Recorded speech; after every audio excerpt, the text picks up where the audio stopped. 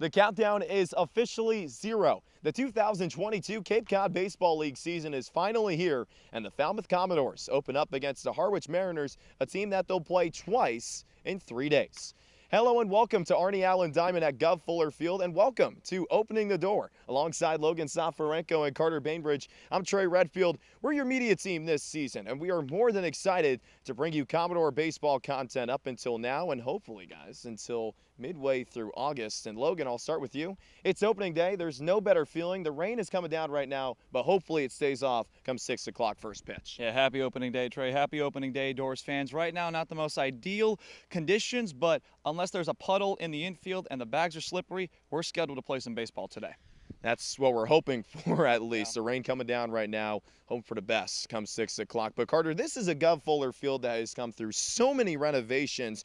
We weren't here last year, but looking at some pictures, it's a whole lot different at the Guv.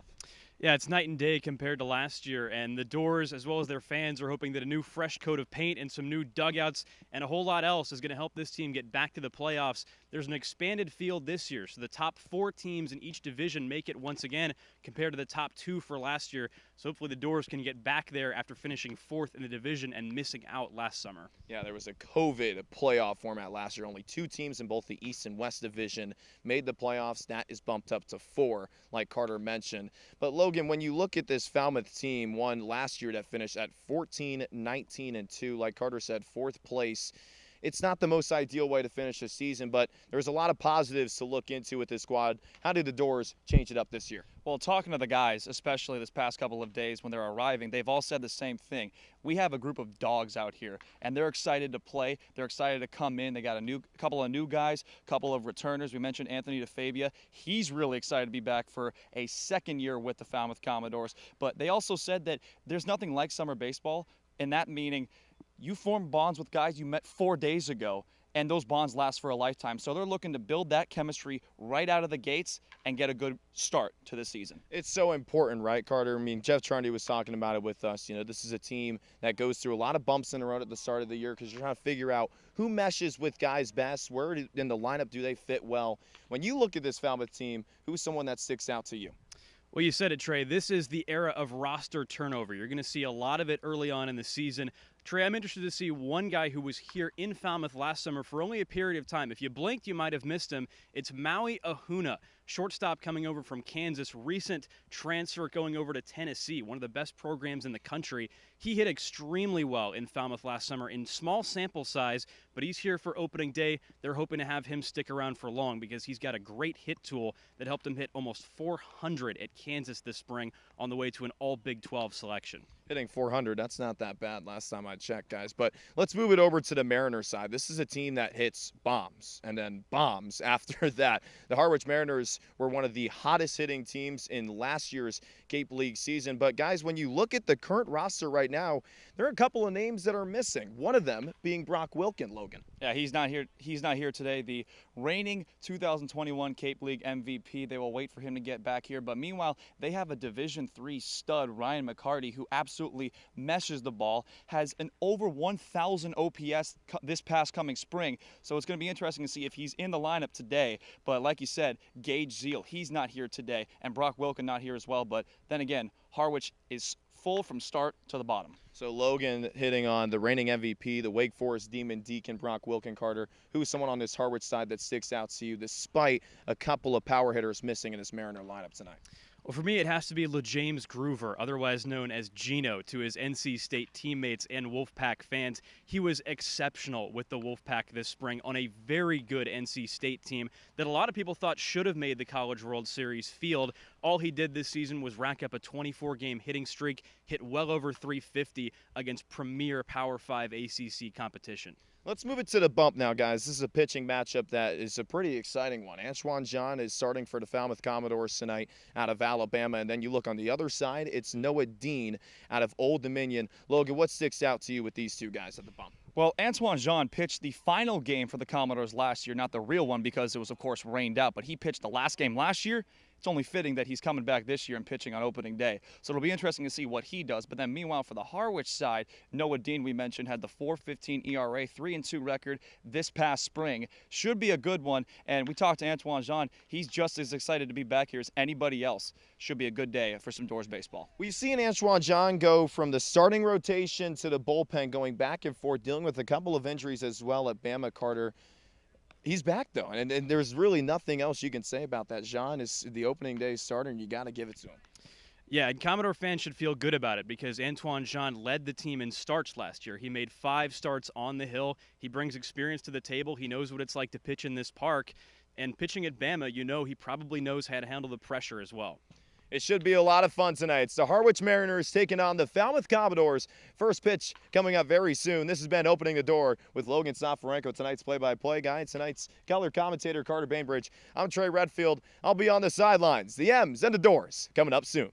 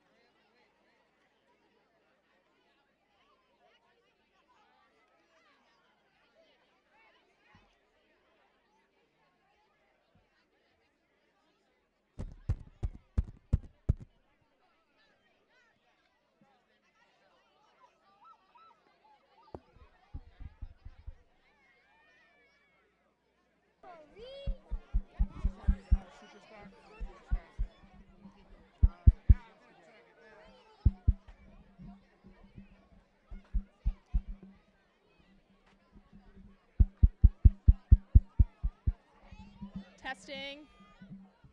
Now.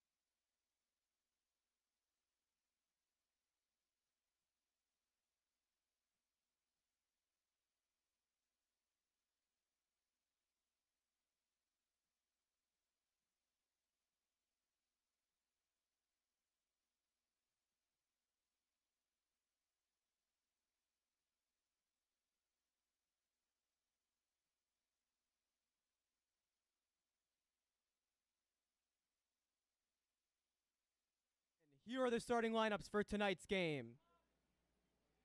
First, for the Harwich Mariners. Leading off and playing shortstop, number 6, Nico Goodwin. Batting second, and the catcher, number 2, Tatum Levins. Batting third and playing left field, number 7, Gino Groover. Batting fourth and playing first base, number 30, Joe Vetrano.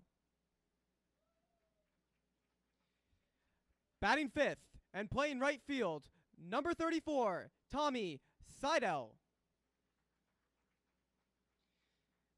Batting sixth, the designated hitter, number 11, Ryan McCarty. Batting seventh, the third baseman, number 3, Kenny Levery. Batting eighth, the second baseman, number 5, Chase Engelhard. Batting ninth, the center fielder, number 10, Cole Harding. And on the mound tonight for the Mariners, number 29, Noah Dean. And now the starting lineup for your own Falmouth Commodores.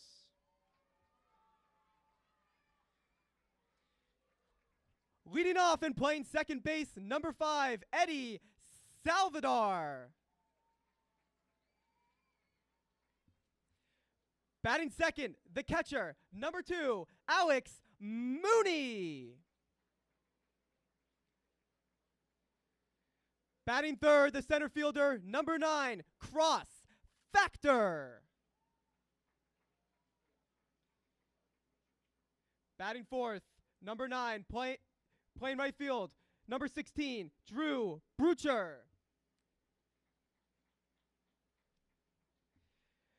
Batting fifth, the designated hitter, number 1, Anthony McKenzie.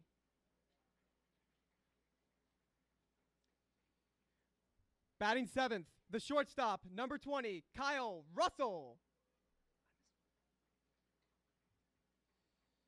Batting eighth, the first baseman, number 25, Angelo DeCunto. Batting ninth, the left fielder, number 7, Justin Jordan.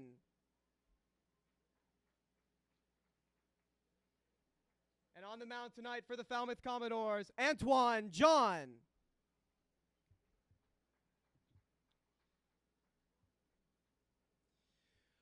Good evening, ladies and gentlemen, boys and girls, and welcome to Arnie Allen Diamond at Guv Fuller Field for tonight's game between the Harwich Mariners and your own Falmouth Commodores.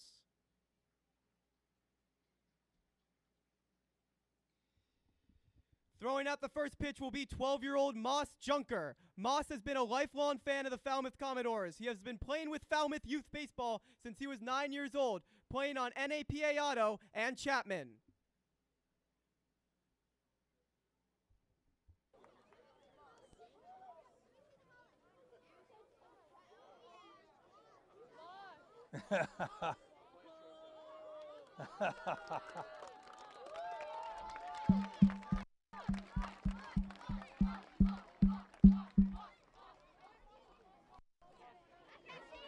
And where do you want me to stand?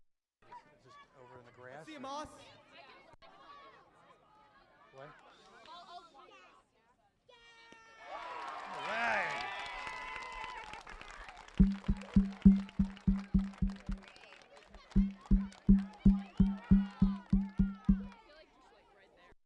Okay. Singing the national anthem tonight is Herb Landsman.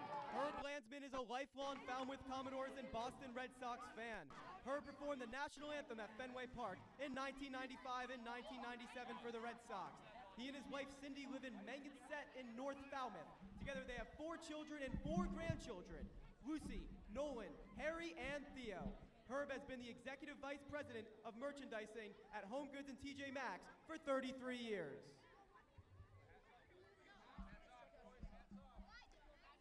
Oh, say, can you see by the the dawn's early light, what so proudly we hail at the twilight's last gleaming, whose broad stripes and bright stars through the perilous fight o'er the ramparts we watched were so gallantly streaming, and the rocket's red glare, the bombs bursting in air, gave proof through the night that our flag was still there. Oh, say does that star-spangled banner yet wave for the land of the free and the home of the brave?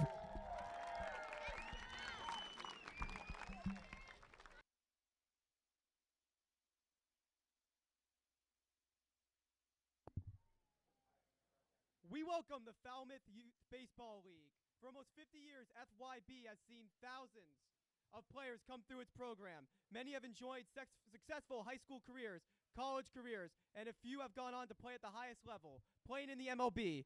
We are very proud of all our players and all of our past and present, and we are honored to have them as a part of Falmouth Commodores opening day ceremonies.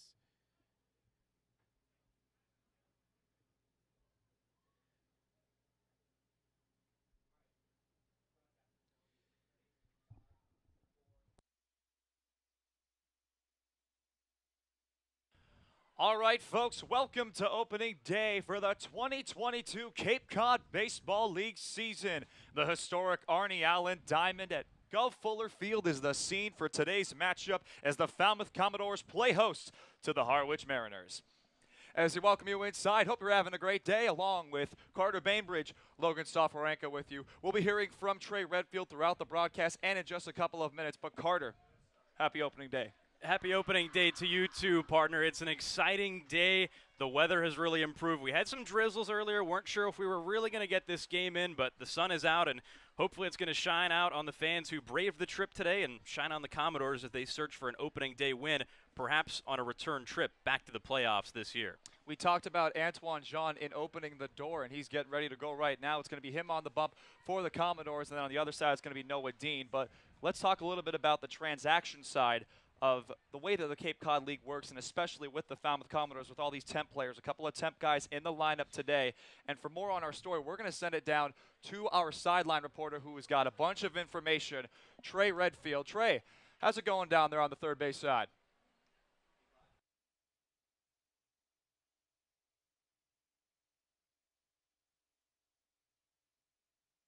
It's one of the more exciting times of the head coach times of the year. And why is because there are so many new faces coming in, whether it's changes that need to be made potentially.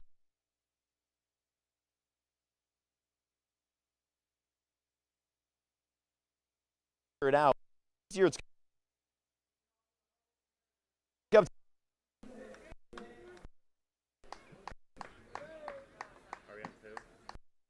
ready to roll as Antoine Jean will deliver it to the leadoff hitter, Nick Goodwin.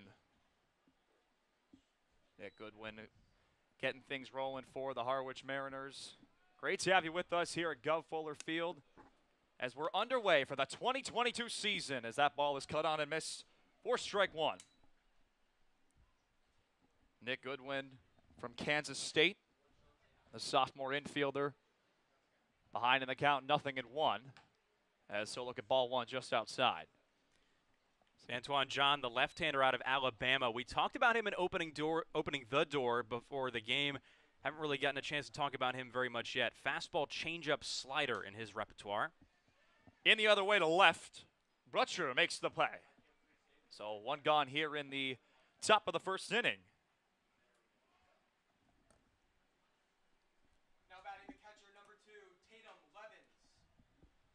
Yeah, the returner last year, Antoine Jean, had that 3.48 ERA during the year at Alabama. From Montreal, Quebec, as he will deal to the catcher, Tatum Levens. Now, Jean has experience out of the bullpen and in the starting rotation out at Alabama. He's done both every single year he's been there. He's been a 3-year player over with the Crimson Tide. Ball's inside, 1-0. Tatum Levens from Pitt, the junior from Pennsylvania, on a 1-0 pitch. Looks at the 2-0 delivery. Tatum Levens was the ACC Player of the Week back in March. March 7th, had a very fine week with Pitt. That ball is spoiled foul. This year rocked a .321 batting average. Had 56 games played. He started in all of them. Yeah, Levens, one of the only lefty bats tonight in the lineup for Harwich, obviously going up against the left-hander in Jean. Trying to find that comfort zone now. 2-1 pitch is spoiled foul, and the count is now 2-2. Jean looking for his first strikeout, just the second batter he's faced. Tatum Levens struck out 31 times in his year with Pittsburgh. 2-strike pitch. Did he get him? Oh, yes, he did. He tangled him up. The first strikeout of the season for the Commodores belongs to Antoine Jean. And Jean had him all kinds out of sorts in that at bat. Kind of swung that bat like an axe through the middle of the zone. Ugly swing on an inside pitch. And there's a very talented Power 5 hitter over at Pitt. Hit .321 this spring, looking very bad on a pitch that tied him up. So now he's going to see the left fielder, Gino Groover, as his players column, as that ball's in there for strike one. The first called for strike we've seen today from the left-hander, Jean. Big hole up the middle. 1-1. Pretty good velocity so far from Jean. We saw it in the first at-bat to Nick Goodwin in the first pitch of the game. Hard swing and a miss. And now he has to deal with Gino Groover, really talented hitter in the number 3 hole tonight. The 1-1 is grounded up the middle. Saldivar makes the play. 3 up and 3 down for the Harwich offense as we go to the bottom of the first inning. Saldivar will lead things off.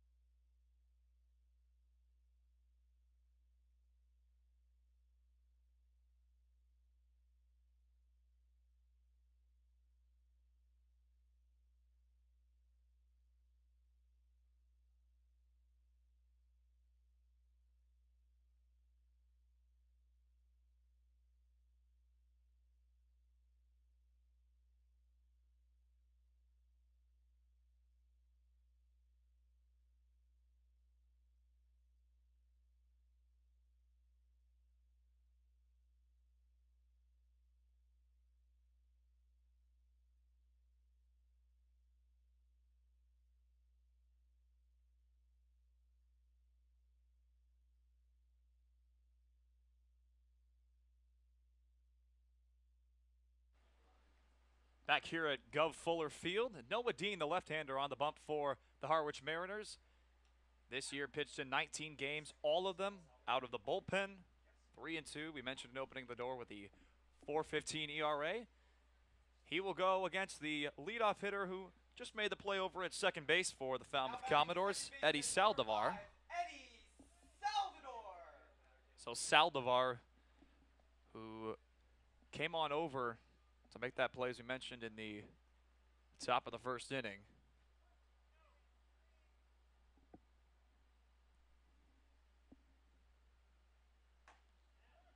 Take a hack at strike one and miss it.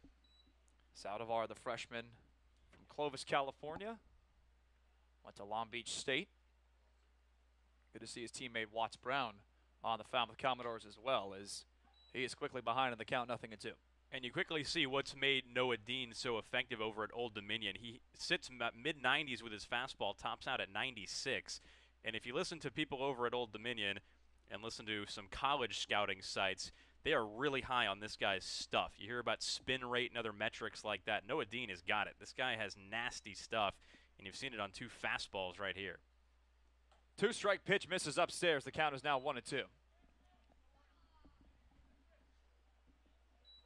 There were a couple pitches in the top of the zone in the top of the first that weren't called strikes. The zone looks to be a little tight towards the top edge. Saldivar did not go around. The count is now 2-2. Seen a couple of cross-ups with the batters these first couple of at-bats. Another 2-strike pitch. Dean misses upstairs. The count is now full. Well, even if Saldivar doesn't get on base here, he's already pretty much done his job. He's seen plenty of pitches from Dean. He's worked the count full. Even if he makes an out here, he's made Dean work a little bit first batter of the game, and he can tell his teammates what he's seen. On a payoff pitch, Saldivar gets jammed, and he's battling quickly. And I think early in this season we're going to see some ugly swings, whether that be on the inside especially, but also on the outside corner. These hitters are trying to adjust to the wood bats and a whole slew of pitchers that they've never seen. Some of these guys are just shaking off the rust, so you're going to see some not-so-pretty swings taken by some pretty talented hitters early on.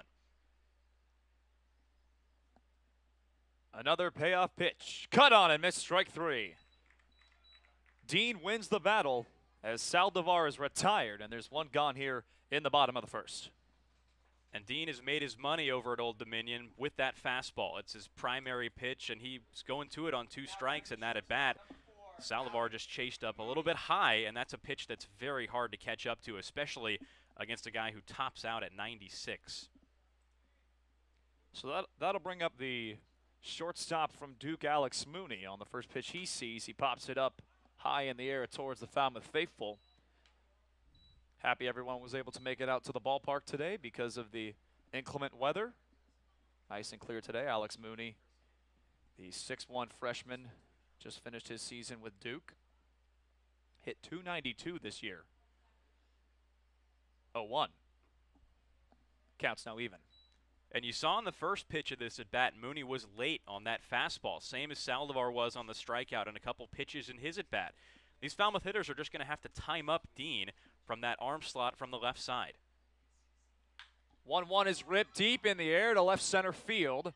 Racing over is Harding, but making the catch is Gino Groover. There are 2 gone here in the bottom of the first.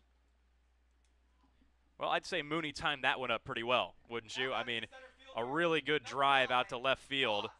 Unfortunately, just hit the no man's land out there. Groover and Harding form a pretty talented defensive duo. So Mooney got a good piece of that, just not all of it. Couldn't quite get his arms all the way extended. And now Cross Factor is the hitter with 2 down. With one of the coolest names one could think right here. First pitch he sees, misses outside. Hey, we want to give a quick shout out to the Director of Facilities, Planning and Capital Improvement, Mark Kasperzik, who is under the weather today and unable to attend this opening day game for the Commodores. Big Commodores fan and big worker as the 1-0 misses down and away, 2-0. Mark was instrumental in planning and implementing all of the guides and the changes and upgrades and field improvements made to Guv Fuller Field over the winter and spring. So from all of us here at the Falmouth Commodores media team, we just want to wish a get well soon, Mark, and can't wait to have you back at Arnie Allen Diamond at Guv Fuller Field. We weren't here last summer, but we've been around this field for a good part of a week and a half. It is a beautiful place to watch a ball game, and the improvements around here are really noticeable. So get well soon, Mark. 2-0 is grounded to the right side, off of the glove of the first baseman, Vetrano. And that is going to be ruled a hit. The first hit of the season for the Commodores offense comes from Cross Factor. Well, Cross Factor did a whole lot of this out at Oklahoma City University. The name might not sound familiar, but he absolutely raked out in the NAIA, I should say, a .525 hitter this spring. And he's in the 3-hole tonight for a reason. Of course, that hit wasn't pretty, but you take him any way he can get it. Scored a base hit in the papers, so I doubt Factor cares all too that much. So now here is Drew Brutcher, the right fielder, with 2 outs here in the bottom of the first. Breaking ball misses high. Brutcher, the freshman All-American when he was at South Florida. It was a preseason All-AAC team. Freshman All-American last year, that is, before this season. Lengthy delivery, cut on and miss. 1-1. And Dean's going to have to keep a little bit of an eye on Factor over there at first base. He stole 19 bases in 20 tries over at Oklahoma City U this spring. But Brutcher, certainly a capable hitter with the bat in his hands. 1-1. Cut on and miss. 1-2. And just straight up cheddar cheese out of the hand of Dean in this inning. He hasn't really thrown a breaking ball for a strike in this inning. At least he hasn't been able to locate consistently. But that fastball is live so far. He's throwing it up in the zone and getting some pretty consistent swings and misses from these hitters. See if Factor takes off here. On a 2-strike pitch. Dean taking his time. Foul tipped into the midst of the catcher, Levens. And we go to the top of the second inning. No score. We'll be right back.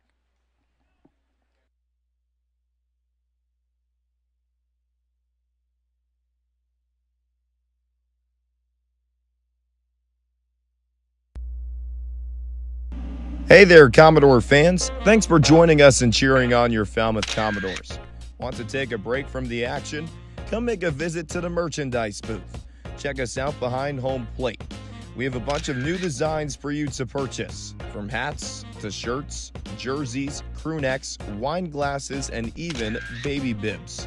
You think of it, we probably have it. From youth sizes to even adult double XLs. We have everything you need for family and friends. Be sure to come say hello and get a piece of Falmouth merch. Make a trip before we close up shop in the 9th inning. See you soon, and roll doors.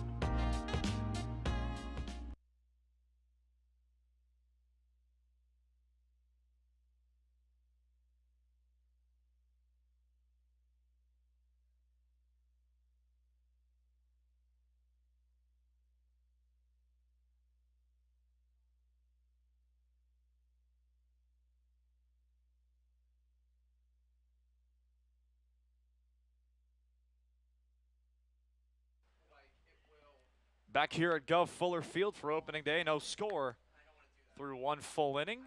It's going to bring up the leadoff hitter for the Mariners, the first baseman, Joe Vetrano. The Mariners went down in order in the top of the first inning. Antoine Jean looked comfortable. See if he can continue that streak for the Commodores. 1 strikeout, a flyout, and a ground out. Vetrano rips a breaking ball high in the air to center. Coming in is Factor, and he makes the catch. So 1 pitch, 1 gone here in the top of the first. I beg your pardon, the second. Well, Cross Factor's had his fingerprints all over this game early. Had the first base hit back in the bottom of the first, and it's just so bizarre that we have a outfielder, regular center fielder who sounds like some concept in math class that I didn't understand. Oh, man.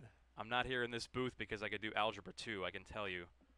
Breaking ball's in there for strike 1 as the right fielder, Tommy Seidel, will step in. The outfielder from Alabama. This is one of those interesting matchups. Crimson Tide on Crimson Tide, and he's quickly behind 0-2. Seidel is from Massachusetts. He went to Harvard, and at least he's planning on it.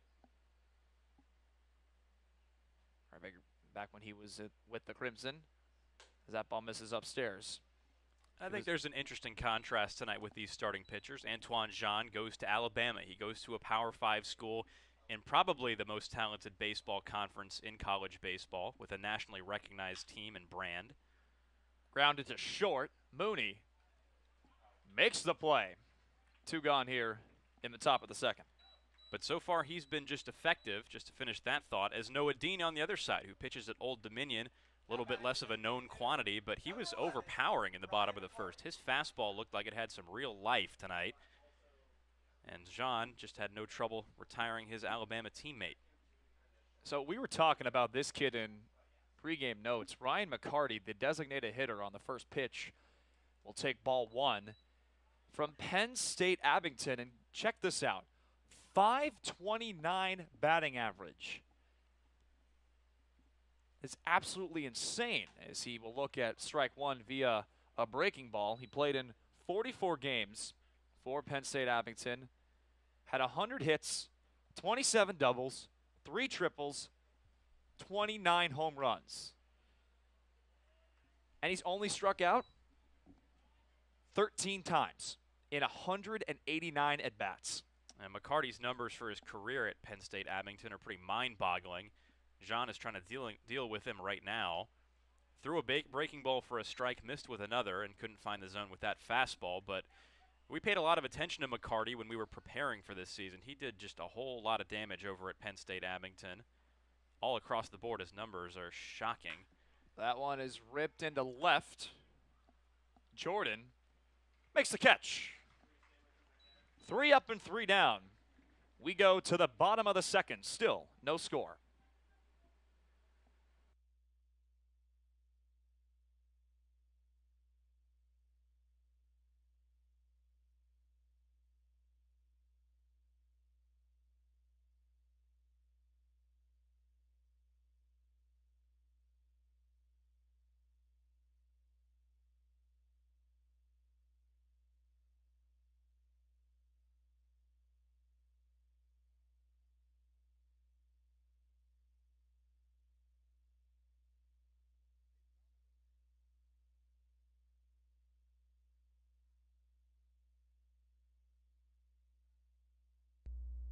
Hey Commodore fans, do you want to have your name placed into Falmouth Commodore history? Arnie Allen Diamond at Guv Fuller Field has a spot for you. For the first time since before the pandemic, you have the ability to purchase a brick with your name on it and have it placed right on the walkway that leads to the merchandise booth located directly behind home plate. To find out more about how you can purchase a brick today, visit www.falmouthcommodores.com/volunteer/donate/buy-a-brick program.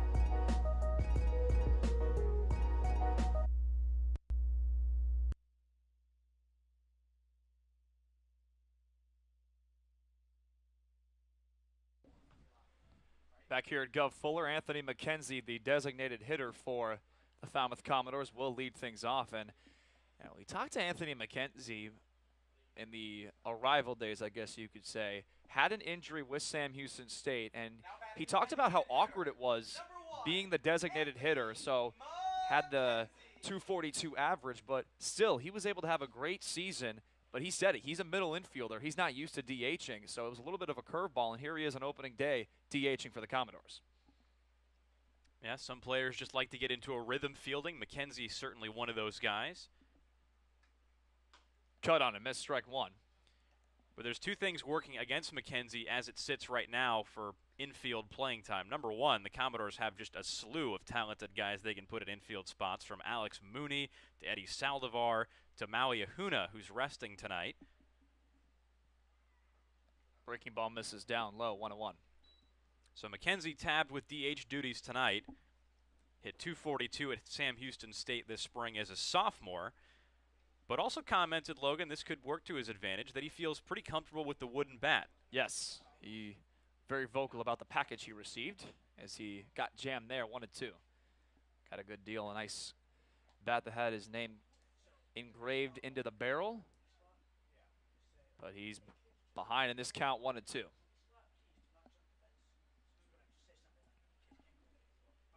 McKenzie did strike out quite a few times this year.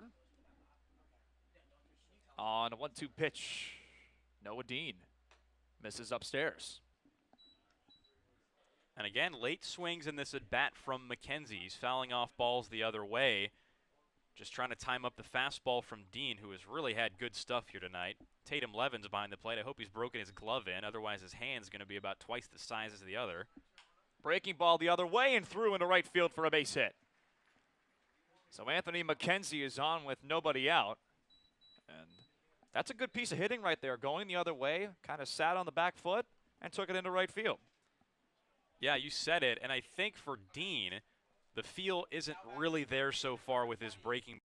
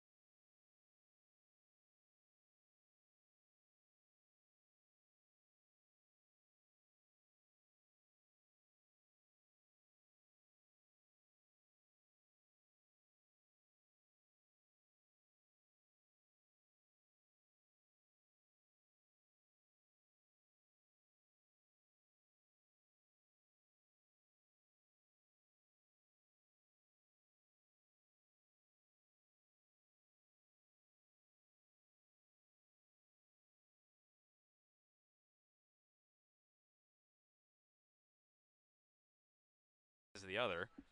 Breaking ball the other way and through into right field for a base hit. So Anthony McKenzie is on with nobody out. And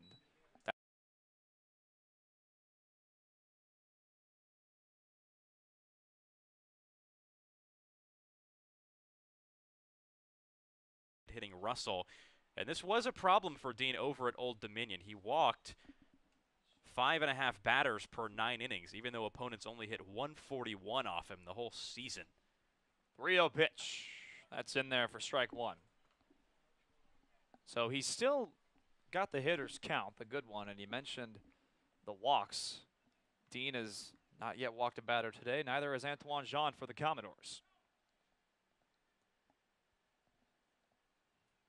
3-1 pitch. Cut on and miss, and the count is now full. And there's that fastball. When Dean needs it, he's been able to just rile back and fire it. And these hitters haven't been able to catch up with it. If I'm Dean right now, I'm going right back to that well, throwing a fastball about letter high and seeing if Russell goes fishing.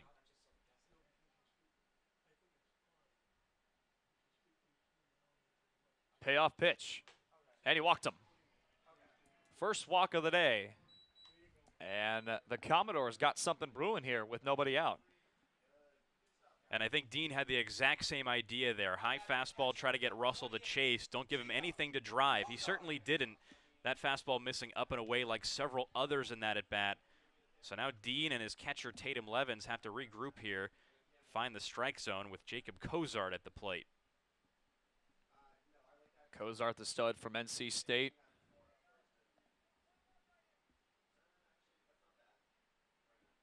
Shows bunt here. Pulls it back, and that's going to be ball one.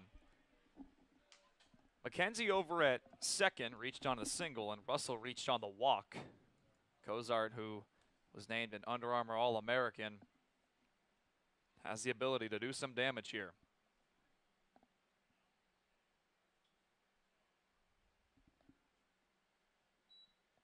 One out. The bunt attempt is popped up foul out of play.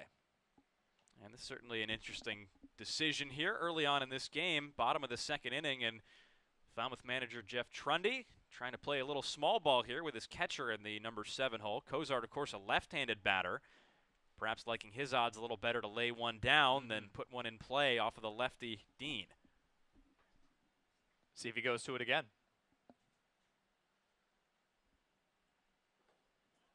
2-1. Letting him swing. Cozart did have a .240 average with NC State this year. 4 home runs, 25 runs batted in. Walked 17 times.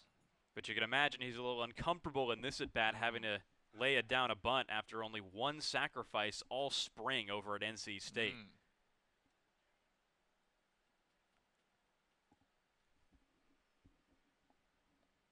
2-1. That's in there for strike 2. Well, that's just an absolutely beautiful pitch from Dean. So now, you know Cozart's going to be swinging the bat 100%. And with 2 strikes, he has no choice. Maybe making Coach Trundy's stomach turn a little bit. Wanted to put runners at second and third, but now Cozart's going to have to buckle down here, lefty-lefty, against a live arm. 2-strike pitch. That misses outside. The count is now full. Well, you saw the catcher, Tatum Levens, try to pull that thing back in. But now it's going to be interesting if he goes back to the outside part of the plate. That's the perfect pitch Cozart can use to drive the other way. We saw McKenzie to lead this inning off with a base hit the other way to right field. Payoff pitch. And Cozart stays alive. So not only do you have to pay attention to what Dean is throwing, but I think an interesting thing to keep in mind here is that Noah Dean and Tatum Levens behind the plate have not worked together all that much. Dean, of course, goes to Old Dominion. Levens at Pitt. It's just the nature of summer ball. You have to get used to each other, has to get used to how Levens calls a game, what he wants to put down on payoff pitches like this one. Another payoff pitch. He got jammed. Vetrano makes the play over at first. But the Commodores have 2 in scoring position. So essentially, not the intention, the sac bunt is down as both runners advance. And that's about as good an at-bat as you could hope for Cozart. He didn't strike out, he didn't pop up, and most importantly, he didn't hit into a double play. Now, the Commodores have a right-handed batter at the plate.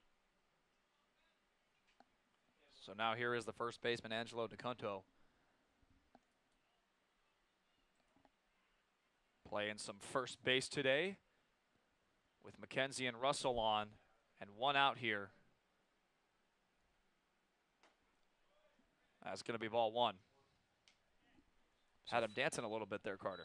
First RBI chance of the year, but certainly not going to be easy for DeCunto having to stand in against Dean, who has yielded very little.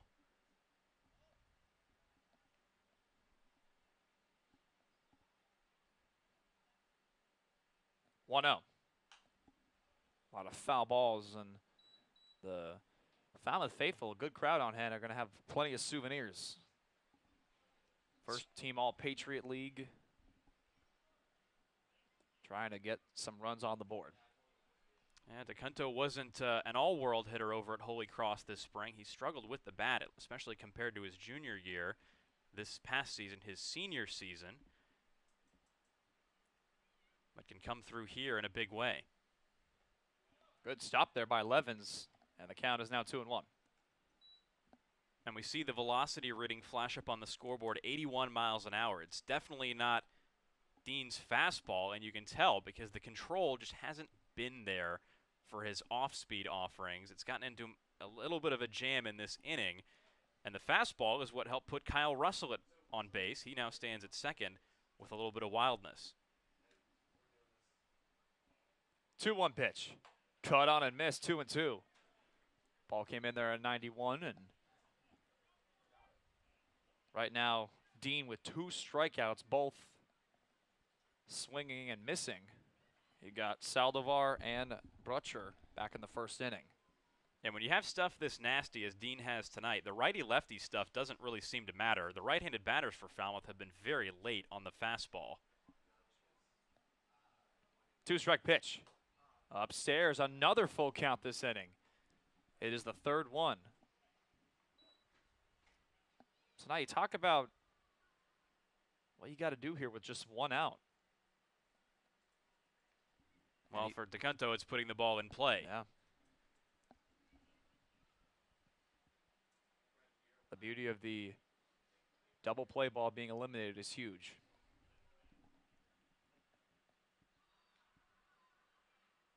Payoff pitch. And he walked him. So the bases are going to be loaded.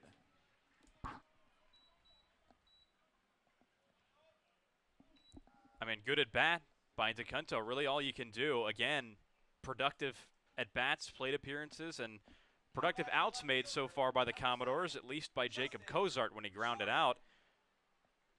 But so far, the Commodores content to take their pitches and try to wait for something to drive off Dean. They haven't really gotten it so far.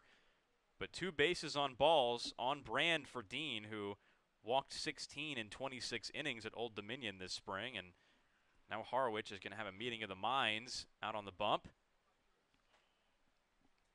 Justin Jordan, left-handed hitter, about to step in the number 9 hole with a chance to drive in the first Commodore run of the summer. Nice situational hitting early. And you talk about the way that you just got to keep the Pistons pumping early in the game. That's usually how you win the baseball games, is when you strike first. They've been getting good looks off of Dean thus far, but like you said earlier, Dean does have the ability to come back with the fastball and blow it up a little bit in the top part of the strike zone, but he's missed out a couple of times. When Dean has gotten the ball at least a little bit down, the Falmouth hitters haven't been able to deal with it. But he's had so much trouble with north and south control, particularly up high with the fastball, that the Commodore hitters have no choice but to take it if they're not fooled by something up head high. Justin Jordan pops that one up foul. The senior from Sacred Heart, and had himself a very fine year, batting .351. 46 starts, 47 games played. 68 hits, only 1 home run. Here's Dean's 0-1. Another foul ball, 0-2. And again, foul balls the opposite way. When you're wondering how a pitcher is throwing, usually the hitters will tell you how good his stuff is. And these hitters so far have just had a hard time with the fastball. They're not taking it for strikes. They're trying their best to fight it off. But that's the indication that they're having trouble seeing it out of the hand and catching up with it on its way to the plate. 2-strike pitch. And he was able to lay off 1-2. You got that lefty on lefty matchup right now that isn't necessarily ideal, but if you're Noah Dean right now, you want one of those double play balls. He's also got to be careful not to hit Jordan, who's standing fairly on top of the plate in this at-bat. We've seen Dean come inside to left-handed hitters. On a 1-2 pitch. Little jam shot. Groover coming in. It's trouble, and it drops. McKenzie's going to score. Everybody's safe as they go station to station. And the Commodores are on top 1-0. Well, it wasn't pretty by any means, but Justin Jordan with the first RBI of the season. Anthony McKenzie with the first run scored. And these balls in play.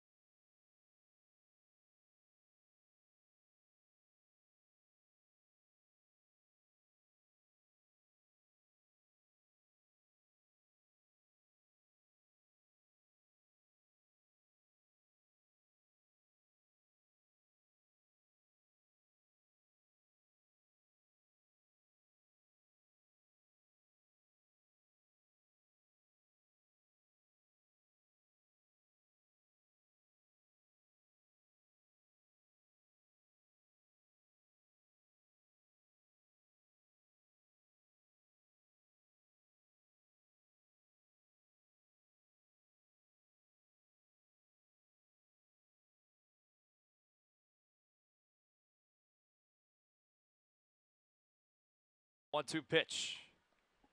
Little jam shot. Groover coming in. It's trouble and it drops. McKenzie's going to score. Everybody's safe as they go station to station.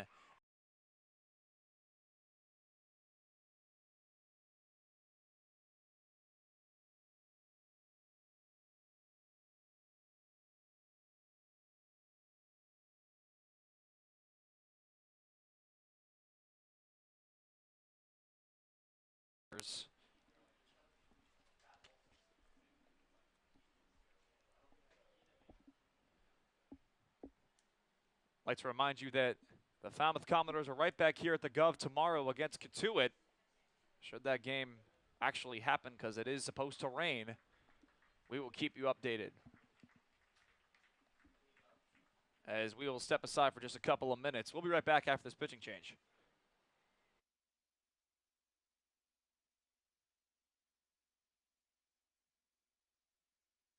What are you most looking forward to this season? I'm just looking forward to, I mean, it's obvious, but just the games, you know, seeing some great baseball, some great talent, and working with all these interns and really just learning, you know. I'm just excited to get to know everyone, do some fun social media stuff, make a lot of TikToks, and watch some baseball. I'm looking forward to spending time with all of the other great interns, looking forward to watching good baseball, spending time around the field, and being in Falmouth again. It was just such a great experience last year. I mean, there's nothing better. I mean, it's the best players in the country, and the opportunity to cover them is awesome.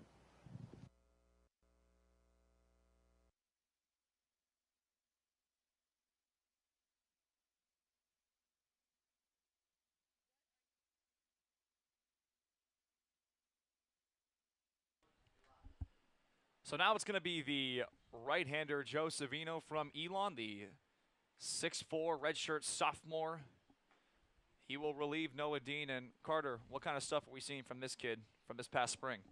Well, you're going to see some experience from Savino, the redshirt sophomore at Elon from Ronkonkoma, New York. 6'4", 215-pounder. Had a 5.01 ERA with the Phoenix this spring, but did have 55 and 2/3 innings. Strikeout stuff. 51 Ks and 55 and 2/3. Had a better year last year than he did this spring, so you know the stuff is there. Just for whatever reason this spring couldn't quite replicate what he did in 2021, but was certainly there at Elon and good enough both on the field and in the locker room to be a team captain this spring. So now here is Alex Mooney, who flew out to the left fielder Groover the last time he was up. Bases all loaded, all runs belong to Dean, as that ball is spoiled foul heading towards the police parking lot. And if I'm Savino, I don't feel great about facing Mooney right now. He hit the hardest ball off of Noah Dean back in the first inning when he flew out to left to Gino Groover. So Mooney looks locked in today at the very least. And he got jammed big time there, and it looks like it actually caught Levens. But nevertheless, the count is going to be 0-2. So you want to come to the Cape League and be a catcher, huh? At least if you want to catch Joe Savino in this at-bat. That ball clipped Mooney a little bit as well and got a piece of Levens, so he got a double dip behind the plate. But for Savino, this is exactly what he wanted. Up in the count now 0-2 with a chance to bury Mooney for a big out in this inning.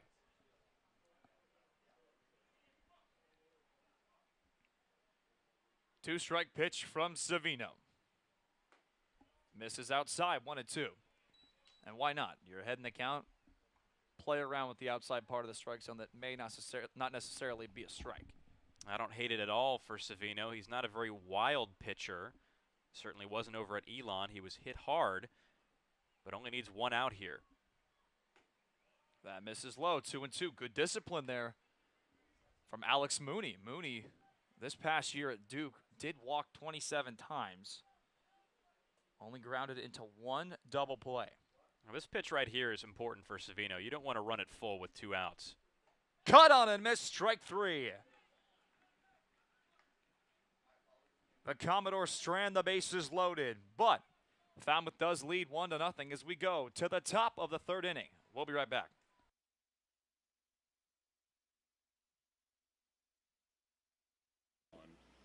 What are you most looking forward to this season? Most looking forward to working with all the interns. It's a really good group, and just a couple of days in, we've already started to bond over different things. The Celtics, hanging out with one another, and even the Red Sox as well. There's just so many different things that make this intern group seem like a really good one. Not just being around players that are our age, but being around a bunch of other people that are looking to get something great out of the Commodores. But the favorite part about being like the intern specifically is the ability to like have some creative freedom, because we're not under salary or anything like that. We're here to have fun, but also get work done. There's the perfect level of or balance of work and fun, but we don't get carried away with it. And I think that's the perfect part about being an intern. And the best part about being an intern, especially at the Commodores, is you get to watch baseball for us broadcasters 6 days a week. Looking forward to the most with the Commodores is just the chance to work with some really talented people, whether that be on the broadcast team or any other interns. I'm a part of the broadcast team, so I get to work with Trey and Logan, and I think that both of them are just super talented. I'm really happy I get to work with both of them because I feel like I'll learn as much from them as they will from me, and I'm just really excited to be able to improve my craft with two guys who are focused on the exact same thing.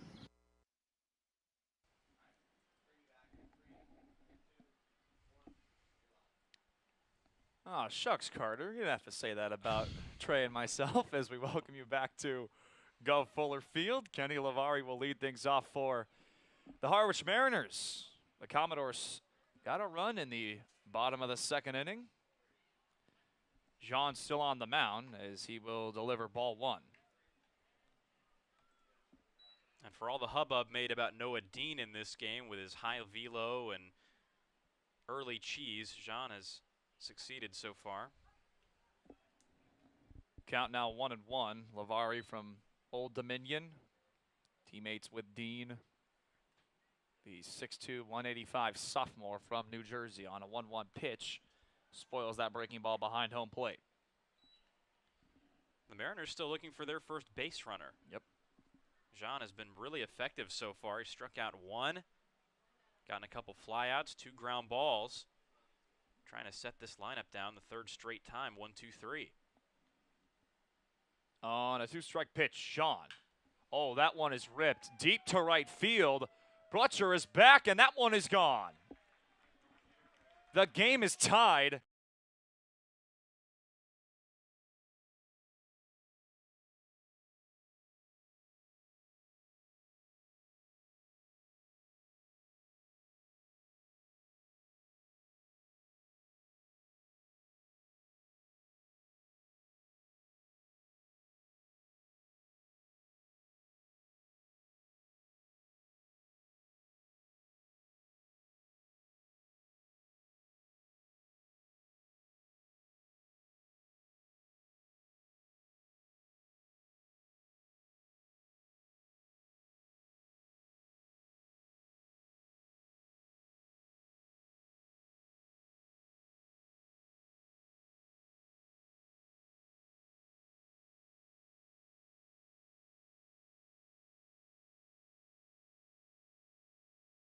Pitch, Jean.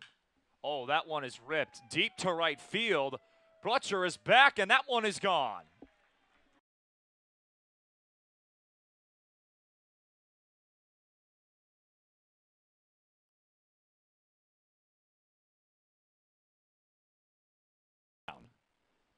As you welcome me back over here, and the center fielder Cole Harding from Cincinnati, the sophomore from Westchester, Ohio, hit .313 this year with Cincinnati as that ball misses outside, 2-0. Started all of his games, had 54 appearances, 214 at-bats, struck out 60 times, so got to attack him here if you're Jean. Big cut and a miss right there on a breaking ball that Jean took a little something off of. Yeah, 75 miles an hour on the reading. Certainly a big speed difference from when he dials up as fast as he can. 2-1. 3-1, and now Sean's got to be careful with a 3-1 count here in the top of the lineup. Nick Goodwin waiting on deck. at risk of walking his first batter of the game, and you really don't want it to be the number 9 hitter. Well, it is going to be the number 9 hitter, and there's one on with one out in a now tie ball game. And at first glance, it looked to me like Jean wanted that pitch. From up here, at least, it looked pretty good, but Jeffrey Merzel, the home plate umpire, disagreed. And now the Mariners with a base runner once again, bringing out the top of their order. So Nick Goodwin, who flew out to right field the last time he was up, will look to keep this train rolling for Harwich as that ball misses outside. Nick Goodwin actually played for Bourne last summer. Played 28 games. Had a pretty good season, some could say, batting .221 as he will miss that one, 1 of 1. But he did not hit a home run last year, but put up 11 long balls this past season at Kansas State on 48 runs batted in. Here's the 1-1. Oh, what a pitch there from Jean. Had a couple good pitches in this at bat from Jean. The swinging strike 1 and then the called strike 2 to Goodwin. Couldn't do anything with either of those pitches. And now Jean one good pitch away from getting out of this inning with no further damage. On a 1-2 pitch, Goodwin chops that one off himself and foul. Cozart saying, where'd that ball go? He was able to find it.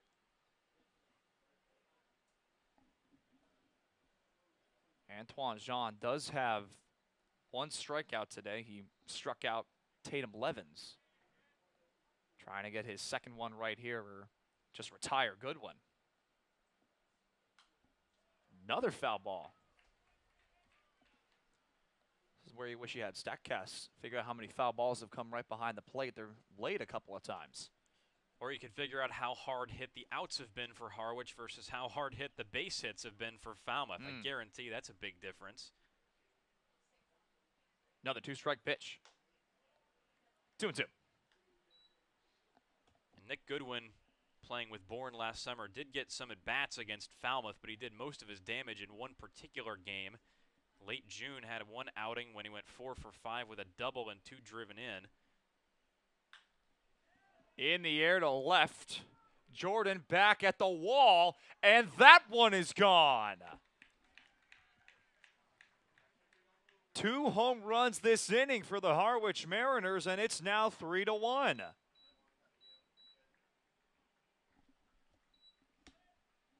not entirely characteristic of Antoine Jean, who didn't give up many long balls at Alabama this spring. Gave up 5 in 33 2/3 innings. Held opponents to a .238 batting average, so he's not used to getting hit around. But like you said, Logan, Nick Goodwin, not necessarily your prototypical power hitter, but he certainly looked the part there. And just like that, the Falmouth Commodores bullpen has some movement. And both these home runs this inning, as that ball is popped up high into shallow right center, now coming back on the infield. Mooney makes the catch, so 2 gone. But both the home runs came with 2 strikes. Shows the discipline. Yeah, Antoine has looked pretty good today, all things considered. He's made some quality pitches, but those 2-strike put-away pitches have just been lacking. He hung a slider to Kenny Lavari in the first home run in this inning, and then Nick Goodwin just got a hold of another pitch. Both home runs pulled and well over the fence both times. That one's got some carry to it. Jordan is back at the wall, but he makes the catch this time. Couple of home runs put the Harwich Mariners on top 3-1 as we go to the bottom of the 3rd inning.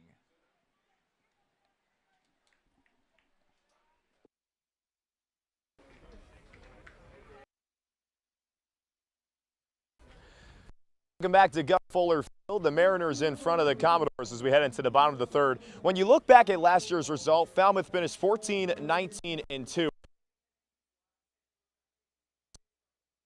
Weird about 2021 was the fact that they're only made the playoffs. 2 in the East and 2 in the playoff format. But things are changing this year. Even though the Commodores finished in 4th place last year, again, they'll be able to be one of those teams that get into the field in August. 4 teams in the East, 4 teams in the West will make the playoffs in 2022, just like the old days, boys. Back up to you in the booth. All right, back here up in the booth as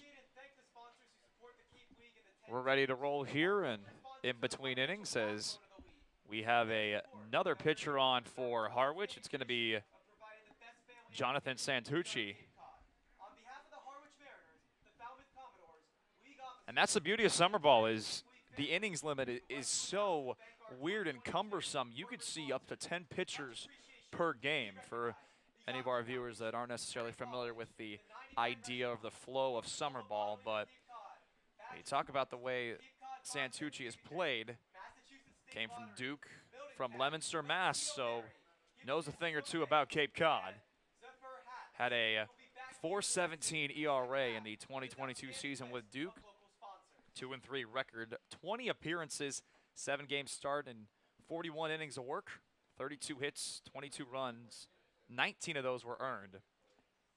Gave up 4 home runs in facing 178 batters, so it'll be the second lefty the Falmouth Commodore offense will see today, Carter. Yeah, Santucci from Massachusetts, so he probably feels a little bit more at home here than he does in Durham. Santucci armed with a low 90s fastball, can dial it up to about 94, and a curveball in the low 80s. His primary weapons in his repertoire. Former top prospect out of the state of Massachusetts at Phillips Academy, Andover, and rotated between the bullpen and the starting rotation at Duke this year. And you rattled off those numbers a minute ago, Logan, the 4.17 ERA. It might not scream at you as a guy who has, you know, lights out stuff or has been a main bullpen weapon for the Blue Devils, but you have to take these numbers with a little bit of a grain of salt. Pitching in the ACC is a lot harder than FCS or Division II or even Division I conferences that aren't Power 5. Santucci at Duke is probably facing some of the better competition in the country, teams that made the College World Series and the like. Well, we were talking about it with not just Antoine Jean, but Grayson Hitt as well, Alabama being SEC guys. You know, they said they play a top 10 opponent basically every week. The ACC, it's kind of that same energy. So that's the beauty of having all these guys just together as Cross Factor steps into the batter's box. I'll say it again with a name that we're going to have fun saying this summer. Cross Factor singled the last time he was up as he looks at strike one. That single was off of the first baseman Vetrano's glove in the shallow part of right field. A 1 pitch. 1-1. This may be the only inning that we see Santucci as well, because the first 2 batters of this inning are left-handed, Cross Factor and then Drew Butcher on deck.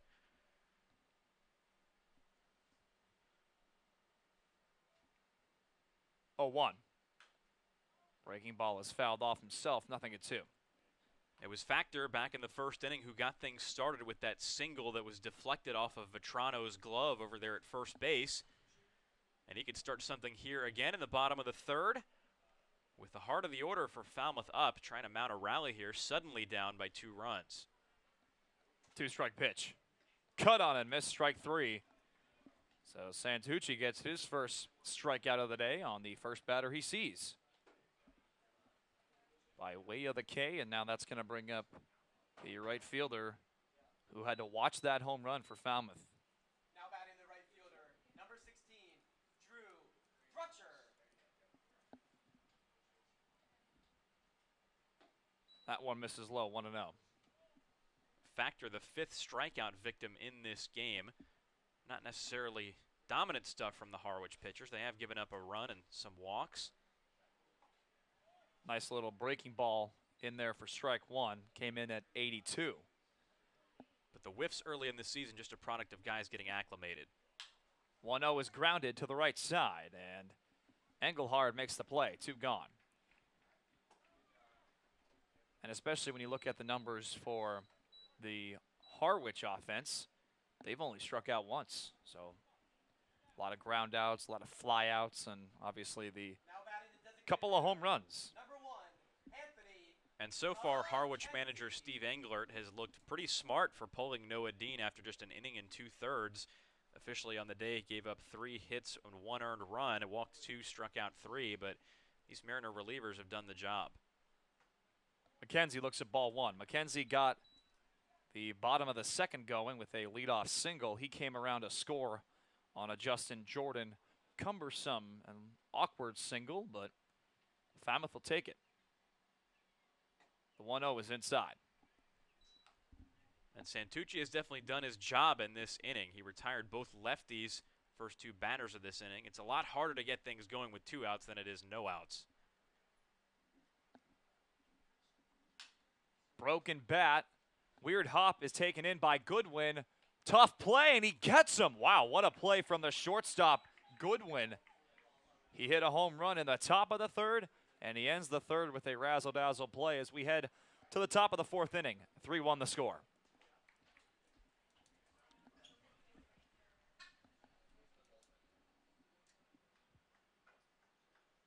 Are you guys getting hungry out there? If so, make sure to head on over to our concessions handled by WGSM and grab a hot dog or a cheeseburger.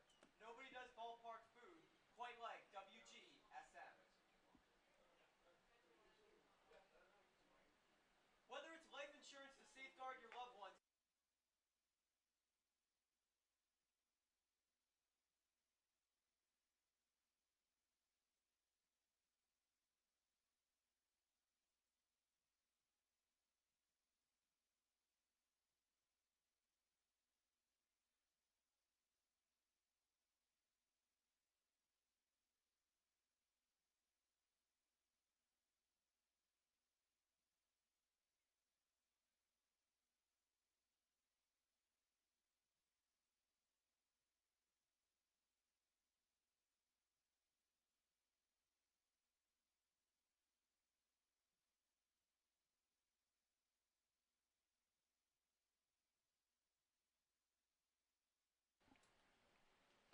Back here at Guv Fuller Field. Harwich rolling in these past couple of half innings as the bullpen action continues for the Falmouth Commodores. As Joe Vetrano will lead things off for the Mariners. A sophomore from Boston College who flew out to center field the last time he was up. Breaking ball misses up. Jean out there for another inning of work. His first 2 were great. Last inning gave up 2 long home runs and surrendered the lead for Falmouth, but Coach Trundy apparently content to stick with his guy at least for one more batter. 1-0. That one is into the gap, and let's see if Factor can cut it off. He indeed will, so it's a single for Joe Vetrano. Clean single, good hitting there by Vetrano, the first baseman in the cleanup spot. Just took the pitch and didn't try to pull it. And that's what happens when you make good contact and square it up. Use the middle of the field. And some more pressure put on by the Harwich offense. Jean hasn't looked quite right here in the past 2 innings. Gave up the leadoff home run last inning, now a hard hit leadoff single here in the top of the 4th. That was not a foul tip. It goes all the way to the backstop, and Vetrano advances. That was one of those where you kind of had to wait. And time has been granted for the moment. And I think they're actually going to talk this one over to see if that ball was foul tip. Thus, Vetrano not advancing over to second. Here comes the umpiring crew really hustling over to that first base line. Like to see that those guys are in game day shape as well. And again, even if this was a wild pitch on the part of Jean, it comes back to that comfort level between pitcher and catcher. Jean was here last summer, but he wasn't throwing to Jacob Cozart. Cozart, who grounded out the last time he was up, and they are indeed going to rule that a foul ball. So I think our delay, Logan, on that was correct. I think we saw that right off the bat, and umpires converting to get it right.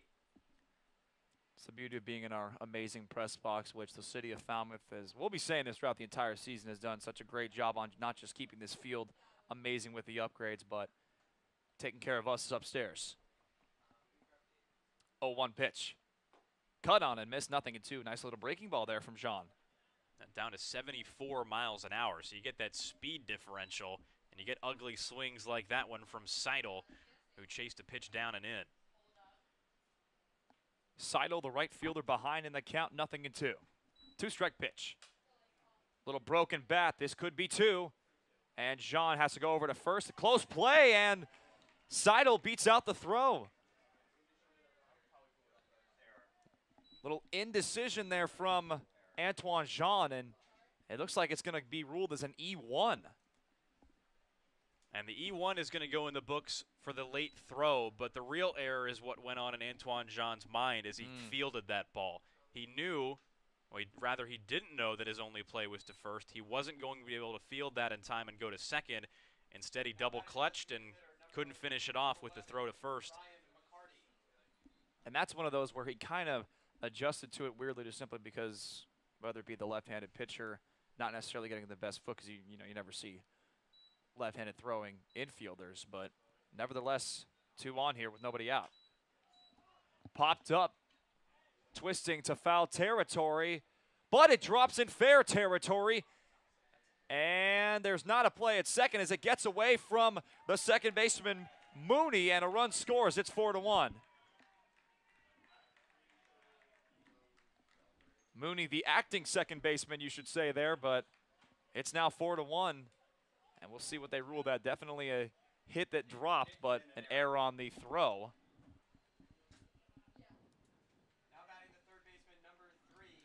And so a real slapstick routine on defense going on here in the top of the 4th for Falmouth. Jean, the first error. And now I believe they're charging the other one to the right fielder, Brutcher, who came up with that ball and made a throw to second that got away. Still nobody out here as that ball misses outside. Kenny Lavari from Old Dominion had himself a fine day on April 9th. Went 4 for 5 and scored 3 runs and drove in 4. So he has the ability to drive in runs. 1-0. Breaking ball misses up. And you hate to see what's happened to Jean after the first 2 innings were so good. It's really fallen apart on him here in the last 2 frames. Had a problem with the long ball in the 3rd, and now his defense letting him down here in the 4th. 2-0 pitch. In the air. Twisting to foul territory, and Kyle Russell can't make the play. As there will be a nice souvenir for the people in the chairs in the grass. And that not an error, but a ball that Russell probably could have gotten to if he had seen it very well off the bat. I think he lost that one in the sky, had room and time over in foul ground on the left side to track that one down. Could have made some amends for the rest of his defense if he had made the catch, but that one not an error, but certainly one that I think Jean is wishing he had.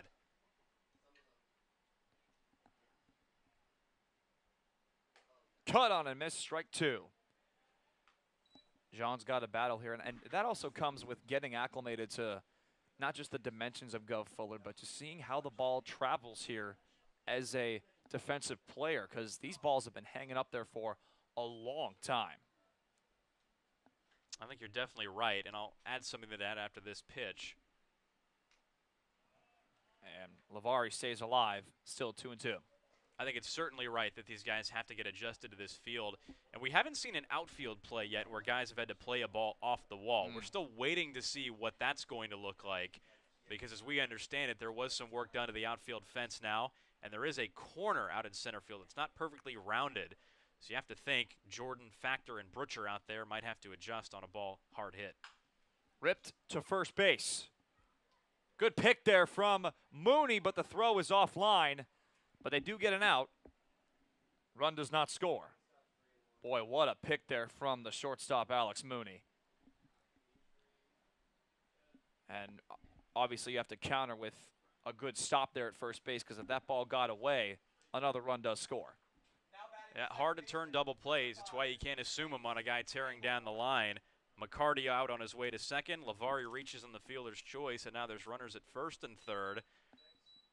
And now a meeting out on the mound with Jean. New pitcher coming in for Falmouth. We'll step aside for a couple of minutes as Antoine Jean's day is done. We'll be right back.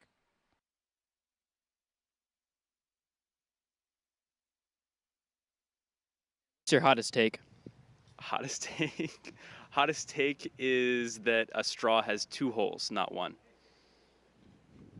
What is your favorite place in Falmouth? My favorite place in Falmouth right now, I would say, is Shoreway Acres Inn. A bunch of us, the interns, are staying there, and like we're having such a great time getting to know each other. Can you give me your best British accent? Scott Sterling. Is cereal a soup? No, it's cereal. It's its own thing, right? What soup have you had with milk in it?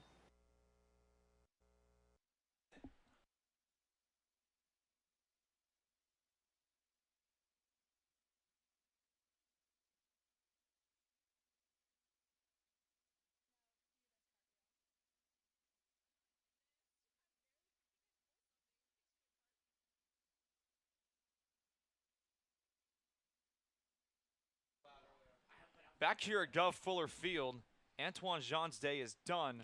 Cole Crescent's day is about to begin.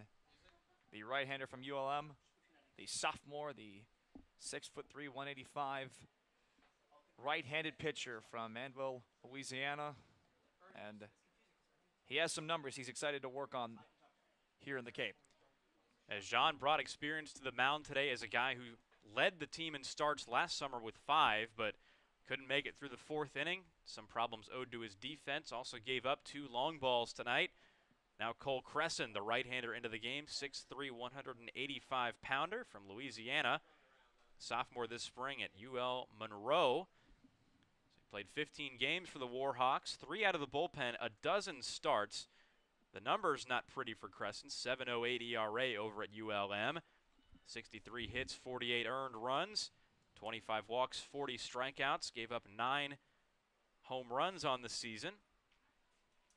And Coach Trundy hoping he can put out the fire that was started by Jean in this inning and then left to smolder by some poor defense on the infield. And that's the beauty of being on the Cape. You get to not just fix your stuff, but you get to play around with some stuff. If you're getting an opportunity, especially this early in the season with guys still coming in, it's going to be interesting to see what Cole Crescent does here against second baseman Engelhardt.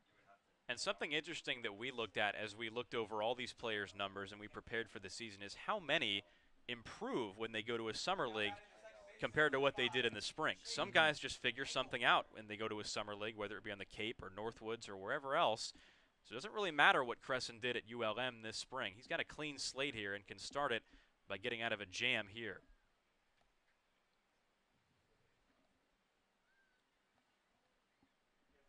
Seidel over at third, and that one's in there for strike 1.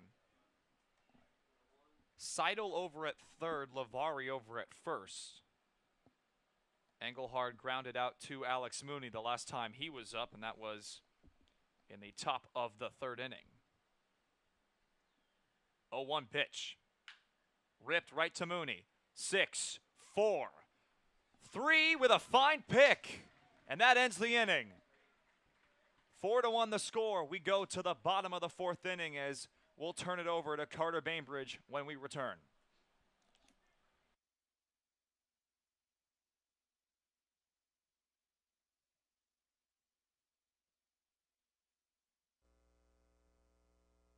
Now, do your best cartwheel. I'm not a gymnast. I think I'd pull something if I did a cartwheel. Would you rather be able to fly or be invisible? I'm going to go with fly, honestly. I think flying would be pretty cool. Be able to be up in the air around everybody, fly with some birds. Be pretty cool stuff, Carson.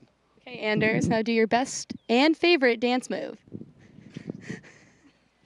And the rocket's red glare, the bombs bursting in air.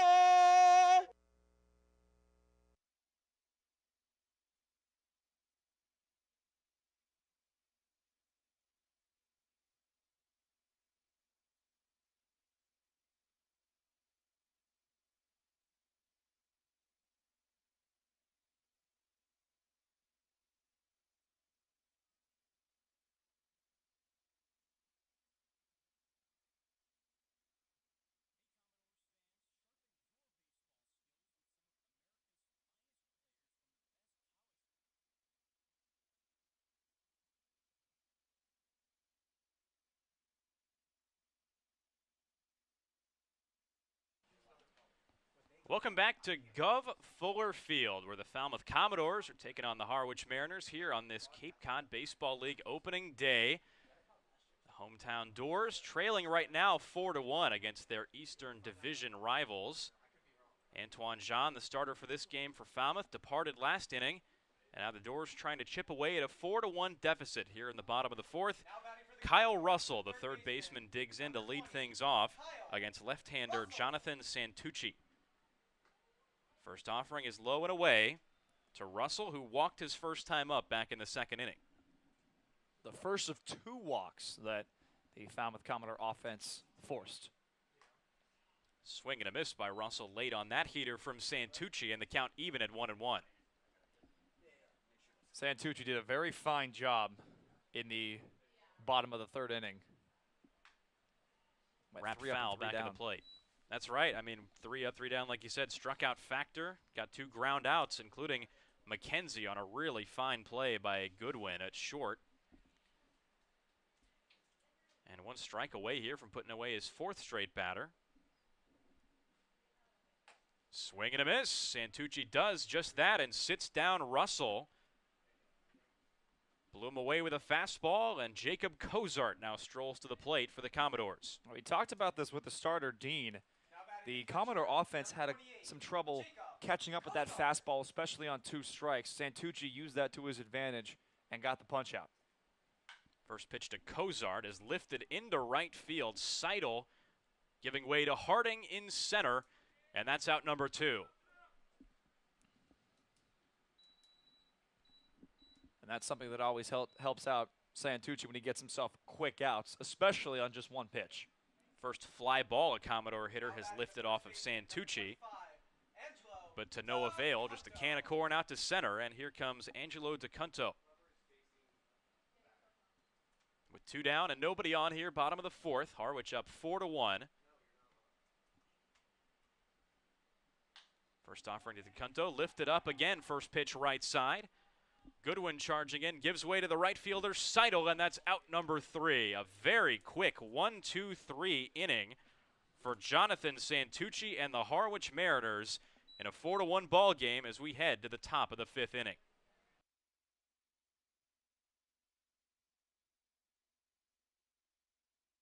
Hey Commodores fans, sharpen your baseball skills with some of America's finest players from the best college programs in the country. Clinic attendees will have opportunities to work on hitting, base running, infield and outfield play, as well as pitching and catching. Attendees will also participate in Commodores Chat, where coaches and players discuss topics like sportsmanship, academics, teamwork, and other issues important to being an all-around player. Clinics are offered Tuesday, June 21st through Friday from 9 a.m. to 11:30 a.m. 3 separate clinics will be offered for ages 5 to 14.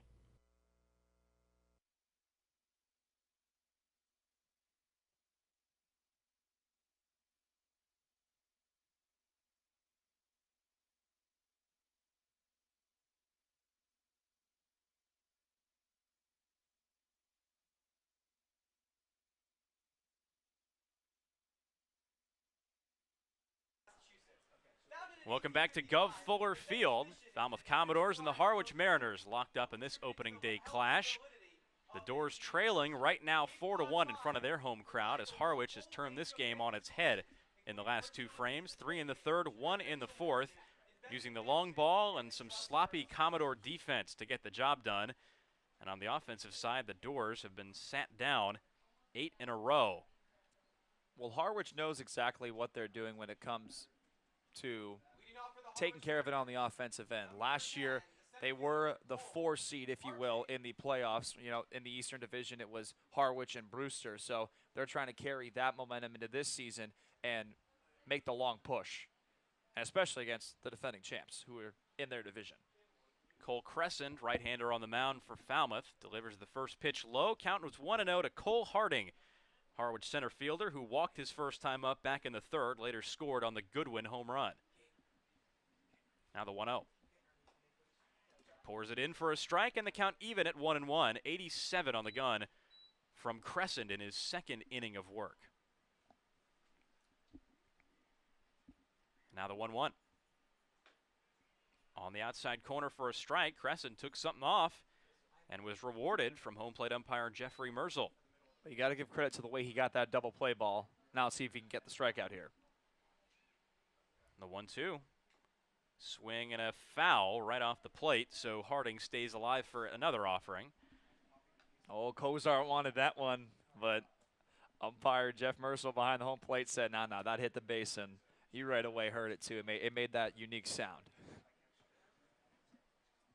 Well, Cozart wanted it, but they'll have to do it again.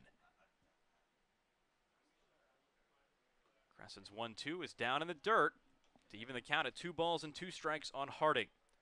Nick Goodwin, the shortstop, on deck, another righty batter. Hit a 2-run home run his last time up. Crescent deals. Low again in the dirt to bring the count full. He walked 25 batters at ULM this past school season. He's at risk of walking his first Cape batter. Crescent takes a breath. Now the 3-2 is right down the middle for strike 3 called. Crescent gets his first punch out of the day. He gets Harding looking. And now Nick Goodwin strolls up to the plate with nobody on and 1 down here in the top of the 5th. The Mariners leading it 4-1. That is the first strikeout looking by either side today. Crescent's first offering. Low and away, and he's missed to that spot several times, at least in the past couple hitters, Logan. Yeah, he's been playing around with that slider. That's kind of where that release point came from, but see if he goes to the fastball here. Crescent's 1-0 delivery. Fouled off his foot, and Goodwin in some obvious pain, hopping around near the batter's box. Now has to come back. And I think the Harwich at-bats, at least compared to Falmouth, the Commodores in this game have struck out 6 times to the Mariners 2, is that we knew coming into this Harwich lineup was one to be reckoned with. They have a lot of guys coming back, not only from last year, some who aren't even playing today, but up and down this lineup, they have hitters, including Harding, who was just retired, hit over 300 at Cincinnati this spring, and now Goodwin plays for Kansas State. That pitch up and in. So another program that plays some premium competition. The Wildcats are out there playing the likes of Texas, Oklahoma, Kansas team with Commodore Maui Ahuna on it. The 2-1. Nips the outside corner to even the count at 2-2. Give credit to that frame right there. We talked about that double play ball that Crescent got in the top of the 4th. He's attacking the zone right now. Let's see if he can do it again with 2 strikes. 2-2 delivery. Swinging a ground ball up the middle, through for a base hit. Goodwin on with his second hit of the day. Factor tosses it back in. And the Mariners, again, for the 3rd straight inning, have something brewing with a man at first and 1 down.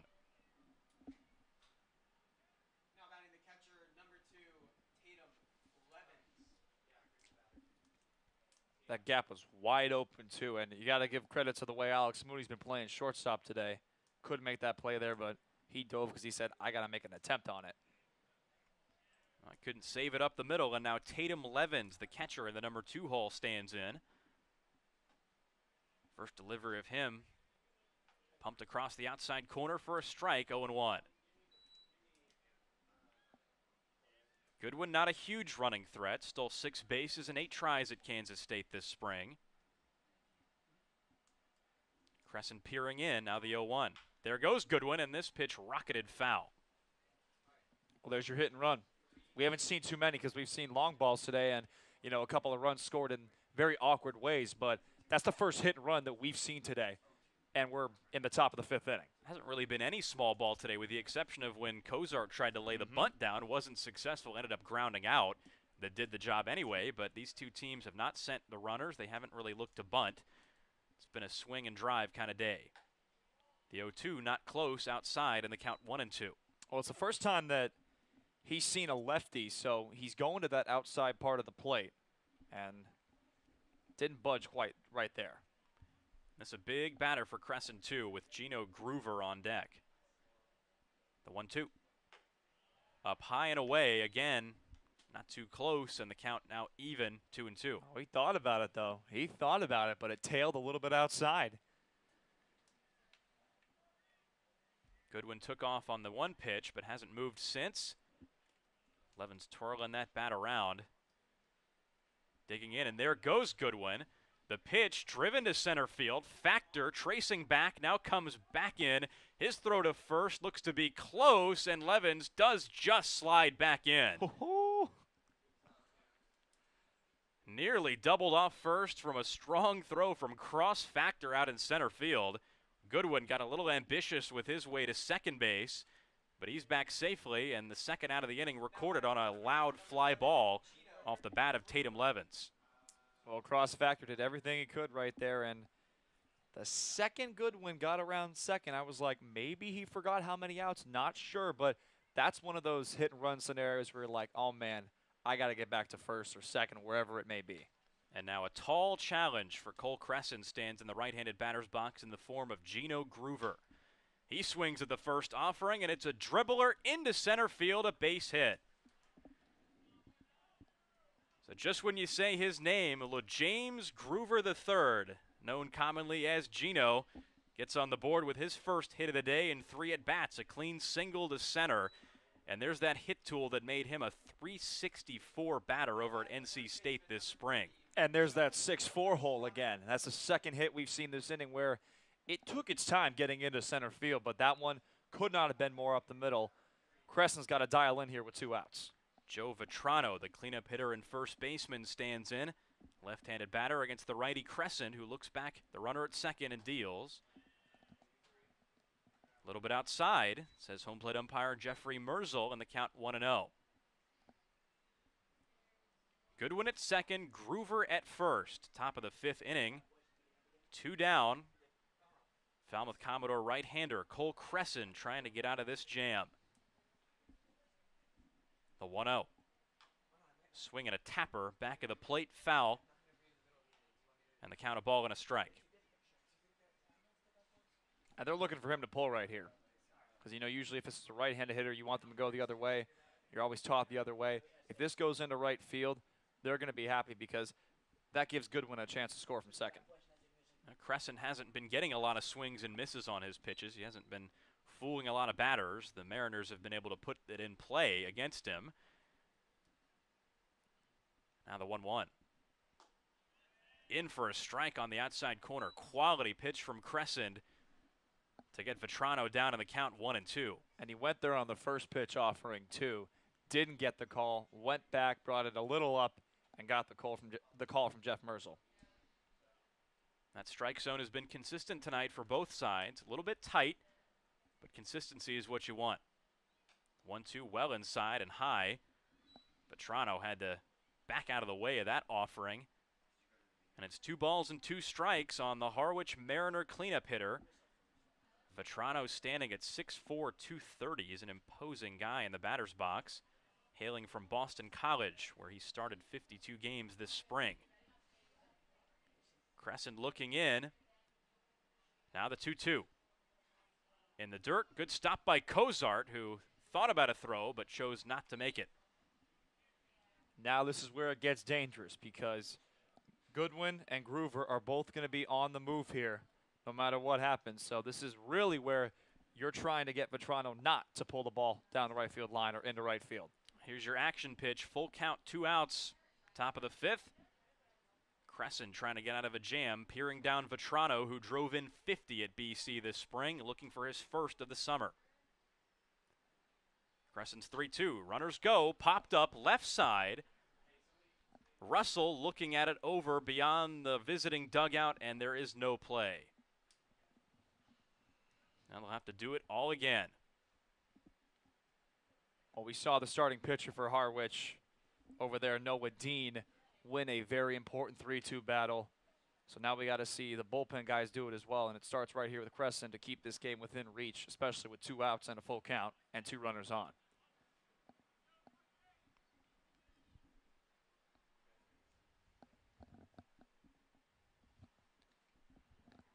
Crescent looking again, the 3-2. Runners go, swinging a foul, this time right side.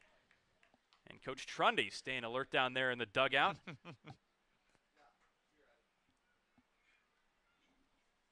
But this is a good at bat from Vetrano so far, fighting off some close offerings because the last thing he wants to do in this spot is to take called third strike. Goodwin at second, Groover at first, both with good speed, neither one a high-volume base stealer. The 3-2 outside for ball 4, and Vetrano jogs to first. First walk given up by Crescent to load the bases here in the top of the 5th with 2 down. Well, we've seen him get a big ground ball before. He's going to have to do it again, but realistically with 2 outs, you're just trying to get the batter retired. So Crescent taking the ball out of his fielder's hands with that walk with 2 down. Bases loaded here in a big jam. One good swing here, and Harwich can blow this game wide open. Goodwin at third, Groover at second, Vetrano at first. The last 2 men have reached with 2 outs, and Tommy Seidel now digs his way into the right-handed batter's box. The number 5 hitter today playing right field. He's 0 for 2. Reached on an error his last time up back in the 4th. Crescent's first delivery. Low for ball 1, and there's that breaking ball again, Logan. Crescent has yet to throw it for a quality strike. He went to the slide to try to get the outside part of the plate. Try to get him to swing, not necessarily trying to get that called strike, but he went to it there, kind of came from the 2 o'clock release point, if you will. Action in the Commodore bullpen now. The 1-0 up and in, 2-0 now on Seidel. And Crescent at risk of walking Seidel here. Has to come up with a quality pitch, though, on 2-0. Has yet to throw that breaking ball for a strike, and here's a fastball count, the 2-0. Just missed the outside corner, and it's 3-0. Action in the Commodore bullpen, Joey Ryan, the right-hander, up and throwing. Seidel probably in take mode here, you'd think. 3-0 in for a strike, taking all the way, and it's 3-1. And that's not a bad thing, because if you're Harwich and you're Seidel right now, you still have the ideal hitter's count, because now you know there could be a green light more than there could be on a 3-0 count. Crescent has to throw a strike with nowhere to put Seidel. Bases loaded, and it's 3-1. Swing and a miss, and the count runs full.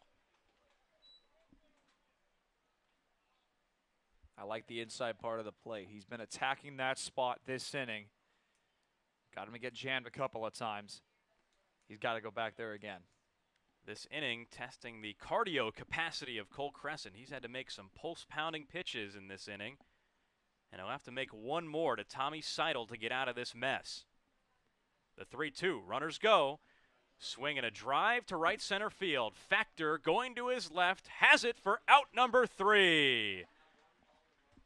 Cole Crescent leaves the bases loaded. He gets Seidel to fly out to center field, and that ends the threat. 2 hits, no runs, no errors, and 3 men left. And instead of a break, we're going to send it down to our sideline reporter, Trey Redfield, who has something for us. What do you got, Trey? Carter, thanks so much. When you talk about the spring season to the summer season, you got to talk about the changing of the bats. When these guys make the move from wherever they come from in college to Cape Cod, whether it's in the conference tournaments, whether it's in regionals or super regionals, they got to make the change over from the metal bats over to the wood bats. Now, a lot of guys have been talking to me about how many bats they bring. Some of them get provided by the Commodores, but there are also those who bring 2 or 3 like Eddie Alvarez, or you could be like Alex Mooney and bring 4. No matter how many bats you bring or how many you get provided by the Commodores, there's one cardinal rule: don't break the bat. Guys, back up to you. Fans, thanks for joining us and cheering on your Falmouth Commodores. Want to take a break from the action? Come make a visit to the merchandise booth. Check us out behind home plate. We have a bunch of new designs for you to purchase, from hats to shirts, jerseys, crew necks, wine glasses, and even baby bibs. You think of it, we probably have it. From youth sizes to even adult double XLs. We have everything you need for family and friends. Be sure to come say hello and get a piece of Falmouth merch. make a trip before we close up shop in the 9th inning. See you soon, and roll doors.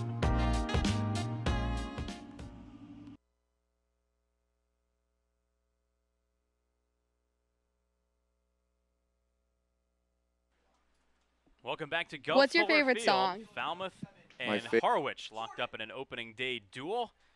Justin Jordan, the left fielder, steps in to lead off this bottom of the 5th inning with the Commodores down 4-1. First pitch from Jonathan Santucci, left-handed pitcher for the Mariners. Bounces inside for ball 1 to Jordan. Boy, Trey really did that. He pulled the bat up. Wasn't that great? I mean, that was something. phenomenal. That was something. That's one of those where you end the inning like that, and you can only start off an interview just like that as well to keep the momentum going. 2-0 from Santucci. Just does miss the inside corner, and the count 3-0 on Jordan. But you know he was ready. He really wanted to get that one right. No practice, just vibes down there. Not at all. The 3-0. In for a strike to Jordan, who is 1 for 1 in this game, singled in the second. Jonathan Santucci on the mound has yet to yield a base runner. He's retired 6 straight since coming in. Check swing. And ball 4, says third base umpire Tony Venturini. And there's your first base runner against Santucci. Jordan walks to lead off the bottom of the 5th.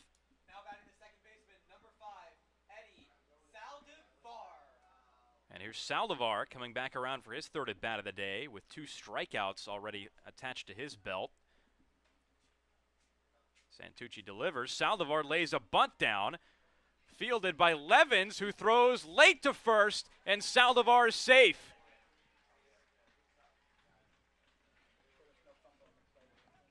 Indecision on defense, spelling disaster there for the Mariners.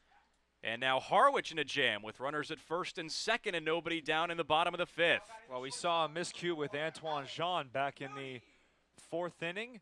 We see a little cross up there between the catcher Levens and Santucci. So now the Commodores need to capitalize. And Alex Mooney, who's been very fine defensively, let's see if he can get something going here on the offense.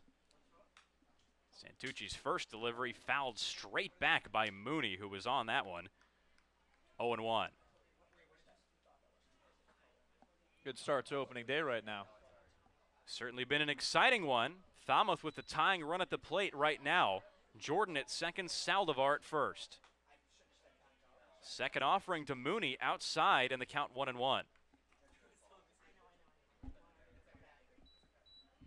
So sloppy defense a theme today, Logan. Not only on the Falmouth side, but now Harwich afflicted as well.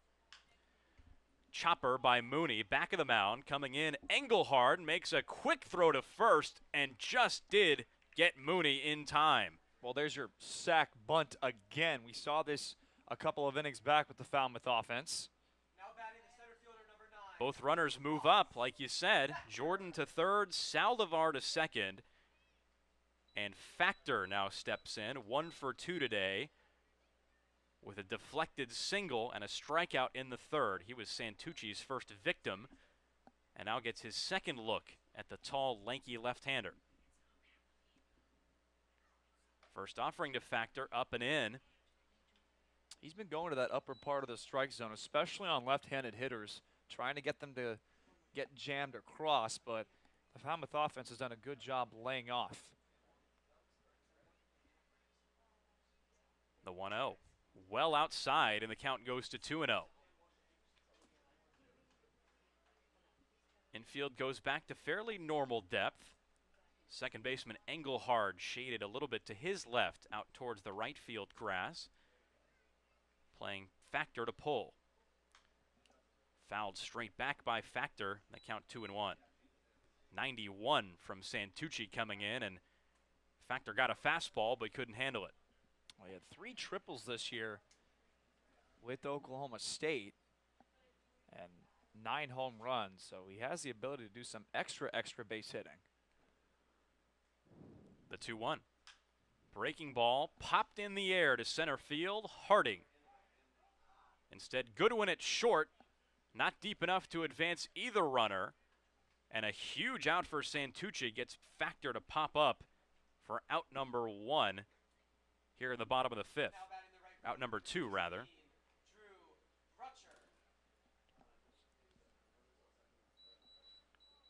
And now Brutcher, the right fielder, 0 for 2 today with a chance to chip away at the Harwich lead. Runners at second and third and 2 down. Santucci peering in at a lefty-lefty matchup and deals. Called strike one. Doesn't feel like it, but the Harwich defense has technically yet to commit an error. That was just a sloppy infield bunt that allowed the Commodores to reach. The 0-1. Down low in the dirt. Levens handles it. And the count 1-1. So not scored an error was that bunt by Saldivar that was not cleanly fielded by Levens. The throw to first was late. But that indecision now has Santucci in a jam. The 1-1. Outside with a fastball at 92. And now behind in the count is Santucci, 2-1.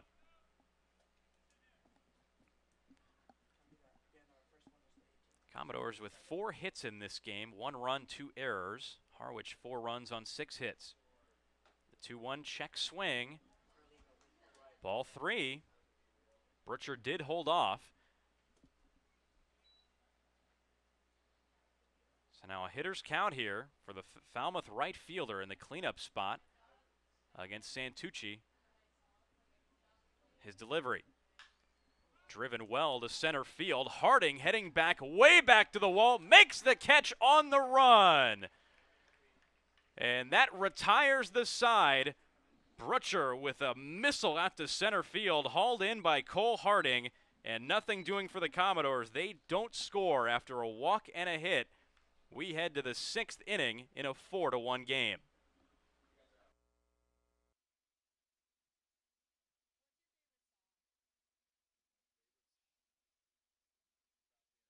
And I'm proud to be an American, where at least I know I'm free. And what's your favorite breakfast food? Oh, my favorite on the West Coast. I don't know if it's a thing back east, but Spam. Wheels or doors? I think wheels, honestly, because you use wheels like more than I feel like you would use doors, because if you're moving things around, more than likely it's on a wheel.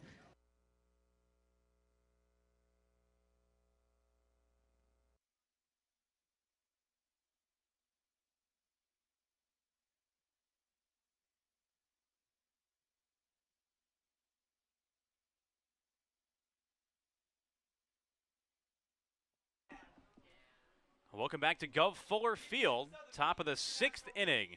Commodores have some work to do. They trail the Harwich Mariners on this opening day 4-1 and just squandered a big chance in the bottom of the 5th. Runners at second and third and 1 out. Could not capitalize. A pop-up and a deep fly ball to the fence. Wasted a prime chance for the Commodores, and now we see a new pitcher into the game for Falmouth. Right-hander Joey Ryan. Now Ryan coming over from Boston College. Native of Norwood, Massachusetts, was a sophomore this spring at BC. Made 21 appearances in relief for the Eagles. 9.74 earned run average in 32 1/3 innings. He was hit fairly hard out on Chestnut Hill. Struck out 30 in 32 1/3. And he'll have to deal with Ryan McCarty, Kenny Lavari, and Chase Engelhard. You got to give credit to the way Crescent came into this game. A couple of high leverage situations, but he was able to get out of it relatively nicely. Absolutely. Crescent in this game, an inning and 2/3, gave up 2 hits, no runs, walked 1, struck out 1, but that double play he rolled off the bat of Engelhard back in the 4th got Falmouth out of a big-time jam. Ryan McCarty, the designated hitter and number 6 batter in the Harwich lineup today, sharing some smiles with home plate umpire Jeffrey Merzel. And why not? The weather cleared up today just in time for this game. It's been a beautiful opening day. I don't think there's been one drop that has fallen since first pitch. We may not be so lucky tomorrow, but we've got some dry players out on the field right now. Ryan peering in, 6'5", 220 he stands on the mound, so he's a big guy. First pitch to McCarty, in for a strike at 91. He's got some velo in that arm as well.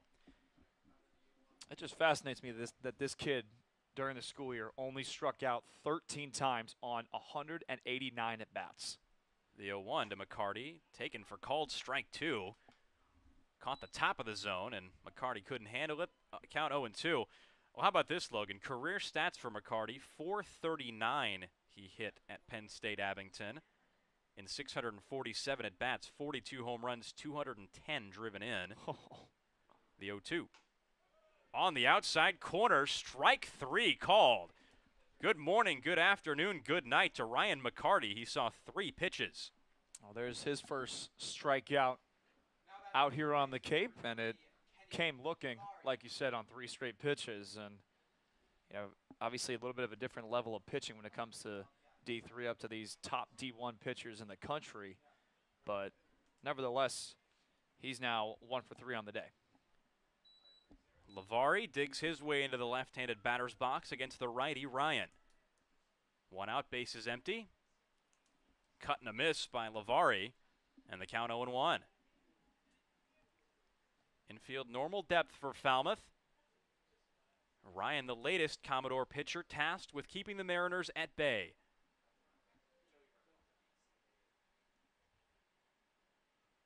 The 0-1. In for a called strike, even though it boxed Cozart a little bit. And quickly 0-2 on Lavari.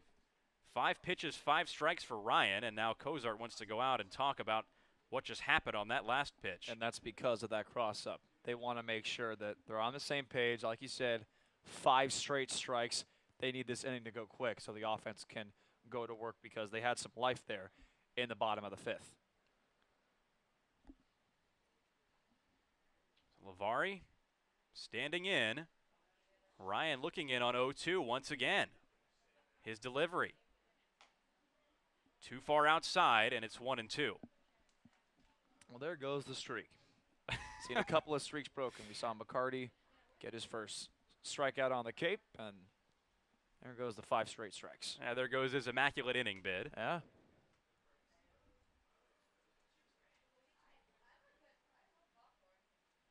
Now the 1-2 to the plate. Popped foul left side. Lavari did just get a piece of that one off the end of the bat to stay alive. I don't feel as bad anymore because there is, let's just say it went 3 up and 3 down in 10 pitches. Now he's got a good at bat here going, that being Kenny Lavari.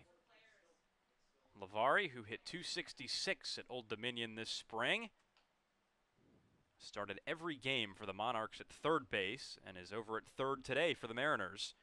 So far in this game, 1 for 2. Hit a home run off of Antoine Jean back in the 3rd inning.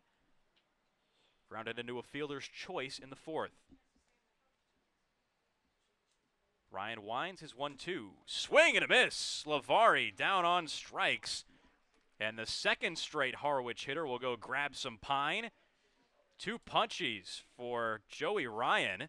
And very quickly 2 down here in the top of the 6th. Oh, he's doing his thing right now. Keeping his team in the ball game. Still, he got 2 outs, but you got to like what you see right now from Ryan in his 2022 Falmouth debut. Engelhard now stands in the righty box.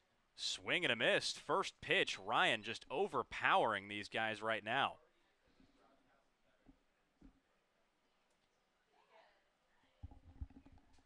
So Engelhard today 0 for 2. He's grounded out twice. Double play victim back in the 4th. Ryan's 0-1.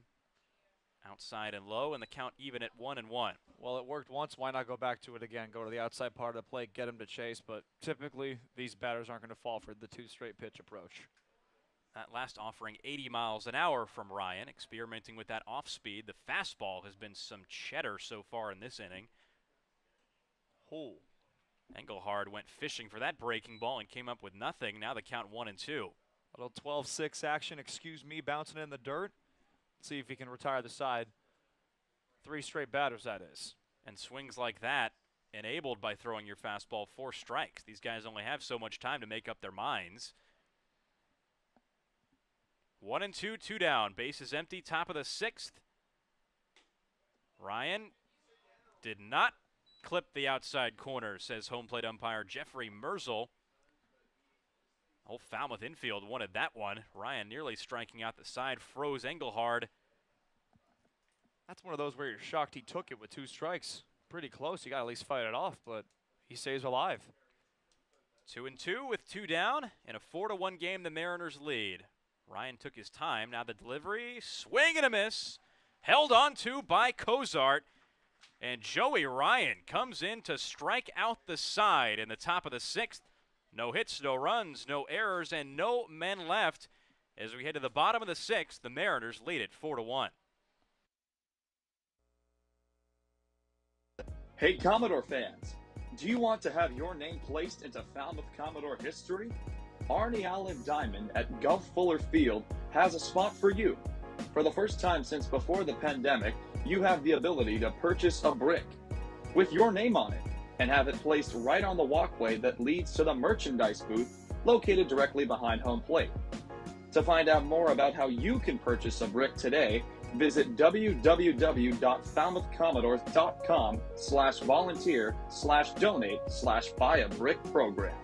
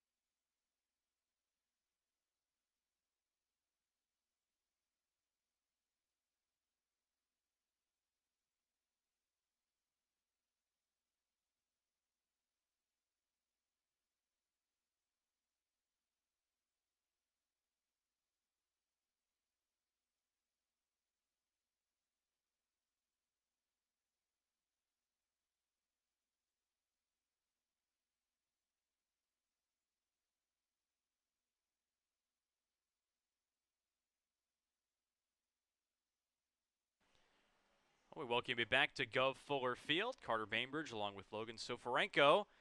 Falmouth Commodores trailing here on opening day to the Harwich Mariners 4-1. But you might have just gotten a jolt of electricity in that top of the 6th, courtesy of right-hander Joey Ryan, who struck out the side and looked real good doing it. And now the Doors try to rally on offense, starting with Anthony McKenzie, the number 5 hitter today, and DHing. He's 1 for 2 already, but has to face down a new Harwich pitcher in right-hander Hunter Hodges. Hunter Hodges, the 4.11 ERA, 3-2 on the year. First offering catches the top of the zone for strike 1. Hodges, hard thrower from UNC Wilmington as a sophomore this spring. In 27 games, hitters hit only 100 off of him. And he only hit 1 batter. Breaking ball nasty at 83 over the outside part of the plate to McKenzie, 0-2. Not a lot that McKenzie could do with that offering. Should point out to our Falmouth Commodore offense, Anthony McKenzie now batting lefty, the switch hitter. Swing and a miss. Hodges gets McKenzie fishing. Levens makes the throw on to first to complete the strikeout. And Anthony McKenzie, a quick strikeout victim to start the bottom of the 6th. Kyle Russell, the third baseman, now saunters up to the plate. With 1 away, nobody on, bottom of the 6th, and the Mariners leading 4-1. First offering from Hodges fouled back by Russell.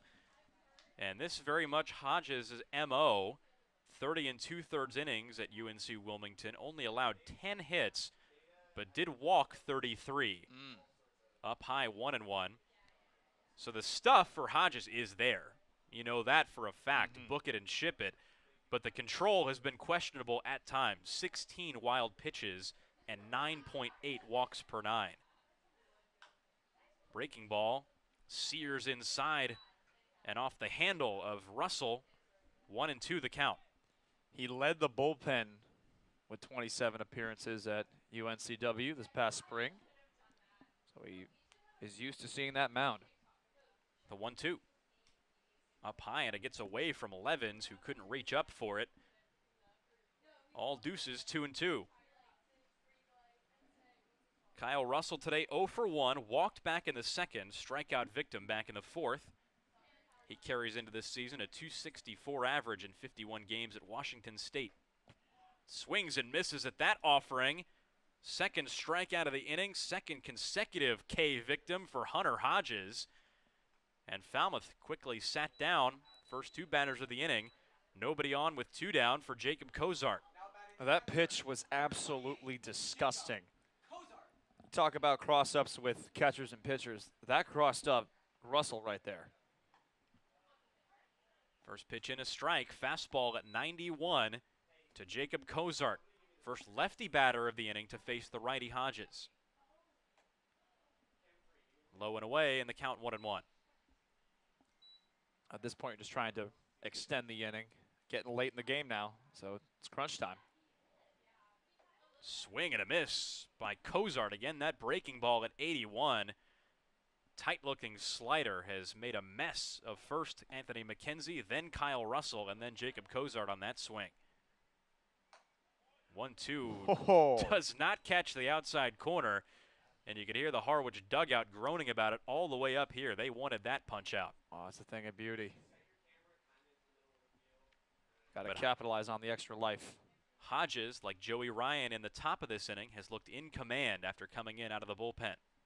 The 2-2 called, strike 3, and Cozart sits. Hunter Hodges comes in and strikes out the side. 1-2-3 go the Commodores as we head to the 7th inning in a 4-1 game. Logan Soforenko will have the rest of the play-by-play when we come back.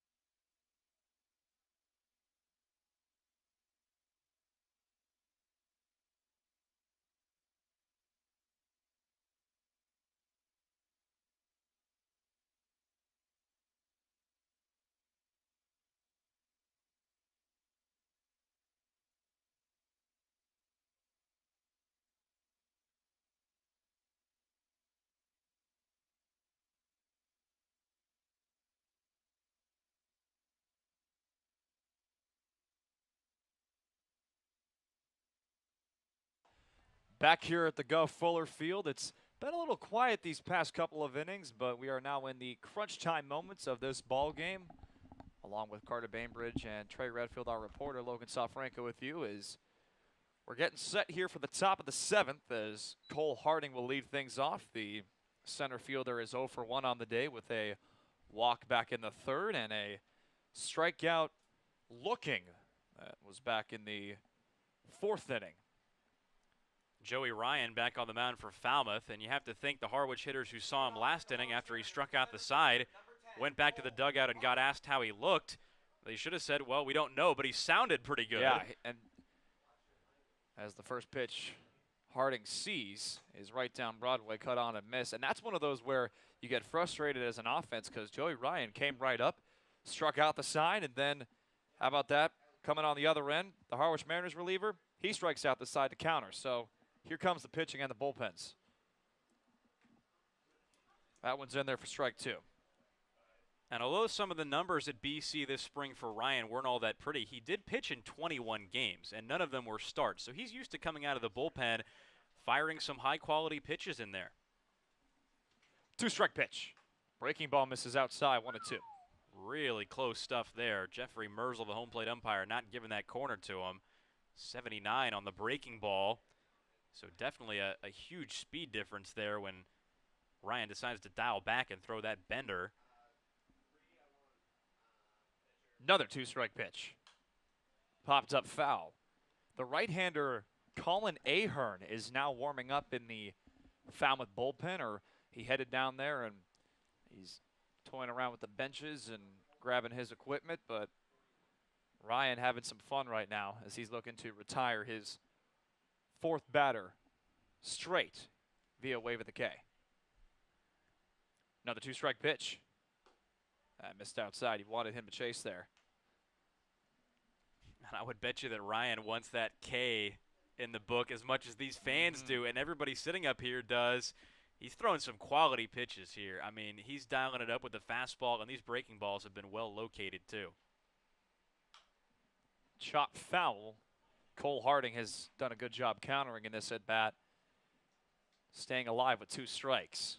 As we remind you, the Falmouth Commodores are supposed to be here at Guv Fuller Field tomorrow against the Katuitt Kettleers. If that game does not get rained out and perhaps postponed to Wednesday, we hope to see you there.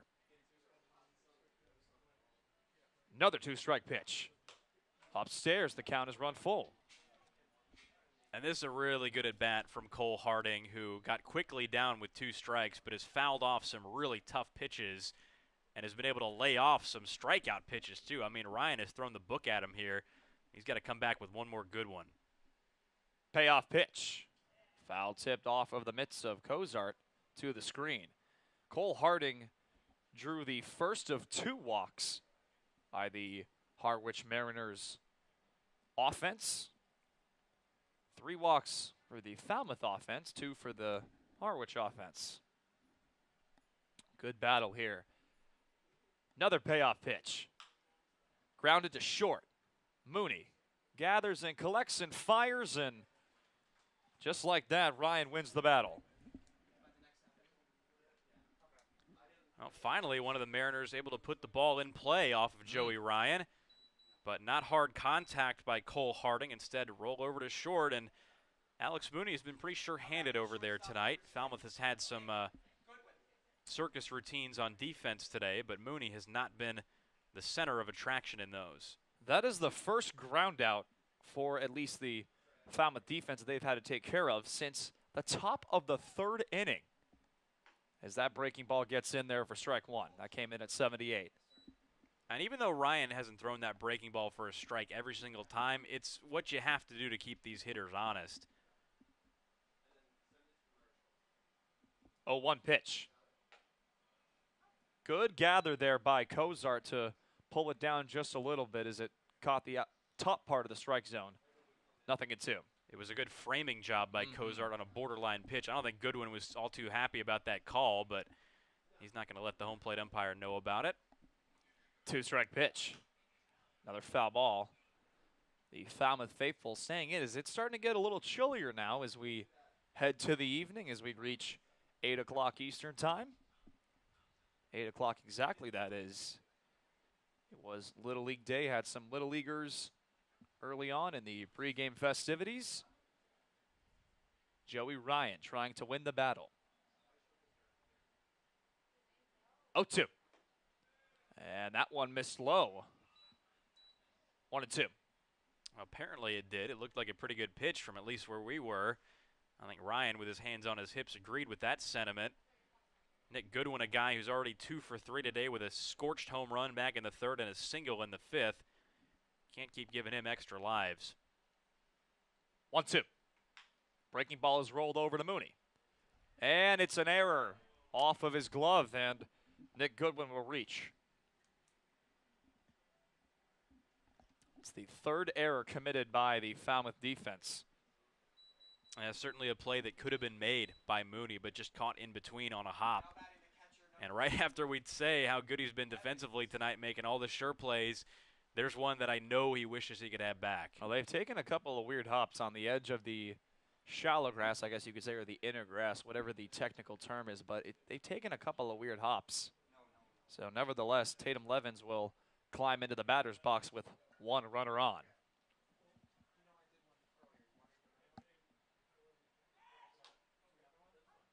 That's a strike as Nick Goodwin faked out Kozart pretty nicely. As you could hear, runner. So Kozart was ready to fire that thing down to second. And the Mariners haven't stolen a base tonight. The only guy they've sent on the bases is Goodwin, who stands at first with a base open in front of him. So now something extra, at least for Ryan, to have to think about. 0-1. Right down Broadway for strike two. So we've seen one double play turn by the Falmouth defense. Obviously, Joey Ryan ahead in the count, 0-2, trying to focus on Levens, but you never know with the way the ball has been in play today because there has been no consistent pattern for the way it's gone. We've seen some home runs, some weird runs scored on some awkward hits, and a couple of errors and a couple of miscues, and that's just what's going to happen on opening day here on the Cape. This kid's got over 40 games left to go. Another two-strike pitch. Good stop there by Kozart to keep Goodwin over at first. And I've been looking at the velocity readings for Ryan in this inning. The breaking ball is high 70s, low 80s, but he's thrown some fastballs that have clocked in at about 88, 89. He hasn't even been the hardest throwing Falmouth pitcher in this game, but you wouldn't know it with how these batters are swinging at his fastball. He's locating it well, he's repeating his release point every time, and it has good life on it. And I guess that makes all the difference. You don't have to be a flamethrower, but if you've got spin, if you've got movement, you can fool some hitters and make them look bad. Good to see them check on Nick Goodwin over at first. Let them know they're thinking about him. The 1-2, Ryan. That one is lined over the leaping Saldivar and into right field. It's the first hit that the Mariners have gotten off of the right-hander for Falmouth, Joey Ryan. And the Mariners are in business now with one out. And tough break for Ryan. You hate to see that as a pitcher, where Saldivar, with just one step further back, probably could have had that ball. I don't think he mistimed his jump too badly. It was just hit off the end of the bat by Levens, a little humpback liner into right. And with more precise defensive positioning, could have been an out there for Falmouth. Instead, it's 2 on with 1 out, and that could very well spell the end of the day for Ryan. Well, you wonder if this could be an interesting move right now because you have the lefty Ahern warming up. And we'll see if they let Ryan face him to try and get that ground ball. Groover is 1 for 3 on the day, had that single back in the 5th, but grounded out in the 1st and flew out in the 3rd. And as we mentioned in our opening the door, as Trey Redfield mentioned, the Falmouth Commodores will be on the road this coming Tuesday at Harwich. So these two teams going to get very familiar with each other in a couple of days. And obviously with them being in the East Division, you're not really going to be playing Harwich a whole lot as you would, say, the Bourne Braves or the Wareham Gatemen or the rival Kootenai Cavaliers. And Ryan apparently getting a vote of confidence here. Talked his way into pitching to Gino Groover, who, like you said, is 1 for 3 today. But it's just a matter of who you're going to choose to attack in this Harwich lineup. You have to attack someone after a while. You can't just pitch around everybody. This is a dangerous part to pitch through, though. Groover, Vetrano, and Seidel have each had their fingerprints on some runs in this game. And this isn't even as good as this lineup is going to get. They've got some guys coming in later in the summer who are serious players. But as do the Falmouth Commodores. Some nice returners as well. That one's in there for strike 1. So I like this move right now. You have the righty on righty. You're looking for a ground ball. Keep this game within striking distance. Obviously, you can't get too mad at Alex Mooney. He's made some very fine plays over at short. Everybody's still getting situated to the Cape Cod atmosphere here on opening day of the 2022 season. 0-1. Oh, good pitch there, 0-2. It's a good sequence from Ryan. First pitch breaking ball buckled Groover, then comes back with a 90-mile-an-hour heater. 0-2 the count. Doesn't matter how good a hitter you are, or as good a hitter as Groover was at NC State. Nobody hits well on 0-2. Ryan's got a lot of things he can do here, but rolling a double play might not be the key here. Groover wasn't second team all ACC because he can't run. He's got some speed. 2-strike pitch. In the air to center. Factor coming in. Makes the catch. 2 gone here. So there you go. I mean, just like to your point. Ground ball is the plan, but then again, just retire him. So now you wonder if Ahern goes in to face the lefty Vetrano. And we see him kind of look down towards the bullpen. And it looks like they're going to stay with Joey Ryan. Well, Jeff Trundy's been around this team a long time, since the late 90s. And it's just a question of how much he wants to rely on righty-lefty splits and advanced stats, or if he wants to play to his gut. He's seen Ryan pitch well to righty-lefty, doesn't matter the last couple innings. And he's betting right now that he can get one more out against the lefty in Vetrano. Vetrano looks at ball 1. Joe Vetrano flew out to cross factor back in the 2nd. Had a single in the 4th and walked in the 5th. 1-2 on the day, as he could put a little bit of insurance for the Mariners' lead right now, but Joey Ryan for Falmouth Commodores has different ideas. 1-0 pitch, Vetrano rips that one down the right field line and fair. It drops in. Goodwin coming in to score. The throw is cut off into second base. It's now 5-1 Harwich.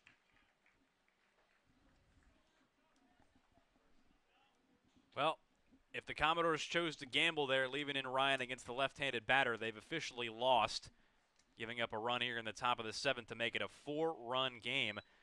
You have to wonder during that at-bat whether or not they wanted to leave in Ryan against Vetrano, or if they had no choice based on how ready Ahern was. But now it looks like they're making a move, and maybe some people walking out of this stadium later wondering if it was one batter too late. Well, Joey Ryan's day is done. Did a good job keeping this game within striking distance, but that single down the right field line gives the Mariners a little insurance, as we'll step aside as Colin Ahern will enter this game when we return.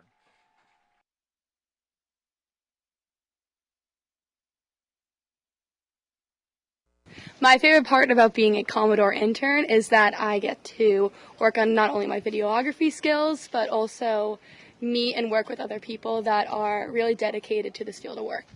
I think just having the opportunity to work with a lot of people that are interested in the sports media business, especially when it comes to baseball, this is the premier league for collegiate players, and I think that getting the opportunity to work with a lot of people from across the country to have this one bond and the love is for baseball and helping these players develop, I think it's going to be something really cool, and it's going to be an amazing experience.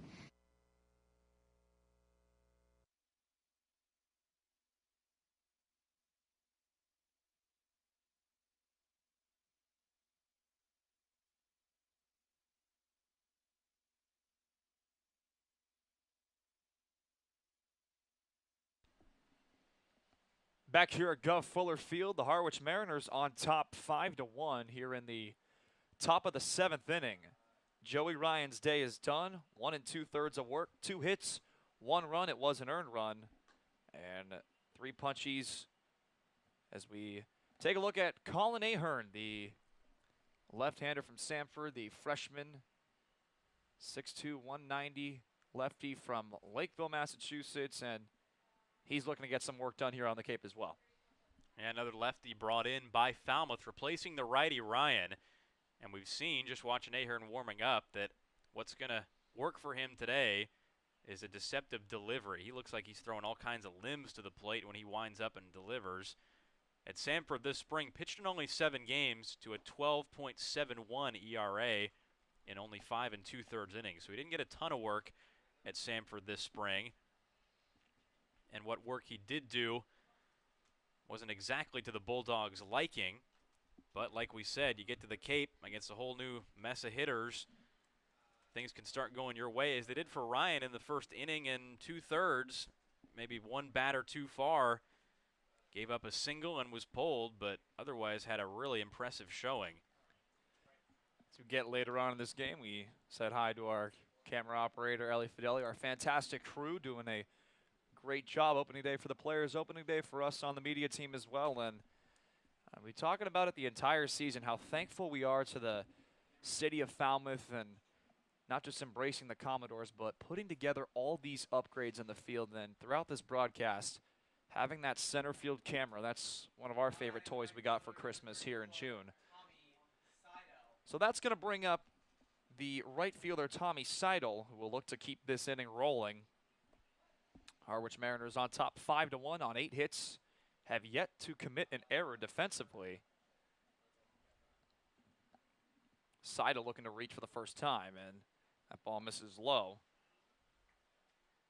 Reaching up for the first time the right way, I should say, as he reached on the miscue error by Antoine Jean back in the 4th inning.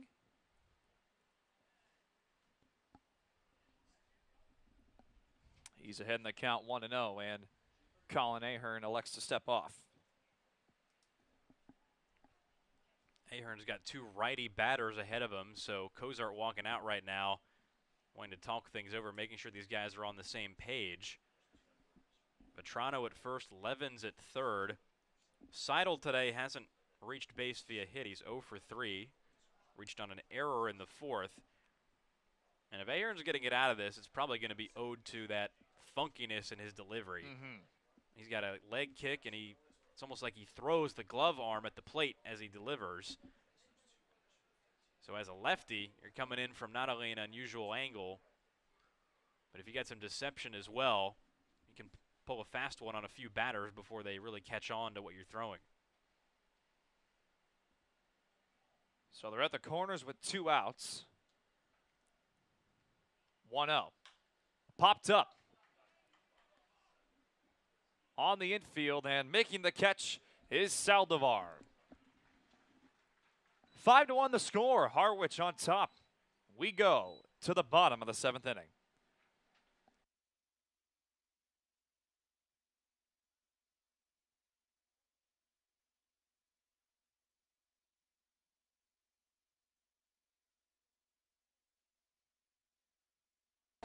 Back here at Guv Fuller Field, we've talked a lot about adjustments these college players have to make. One of them being the change from metal bats to wood bats. Another is going to the summer workout plan provided by college coaches. This is Grayson Hicks. He has 3 different lifts along with a post-pitching routine that he does after every throwing session. So yes, the summer routine of playing college ball and staying strong is just as important as hitting bombs and maybe even getting a couple of Ks in preparation for fall ball. Guys, back up to you in the booth.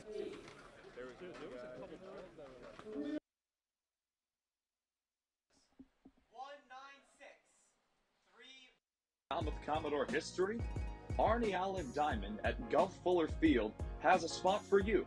For the first time since before the pandemic, you have the ability to purchase a brick with your name on it and have it placed right on the walkway that leads to the merchandise booth located directly behind home plate.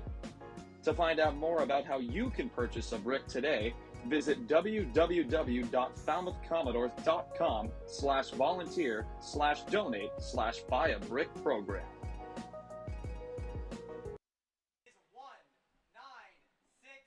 All right, back here at the Guv Fuller Field, 5-1 the score. Hey, we're announcing the 50-50 raffle winners. If you are here at the Guv Fuller Field, you get the opportunity to win some awesome prizes.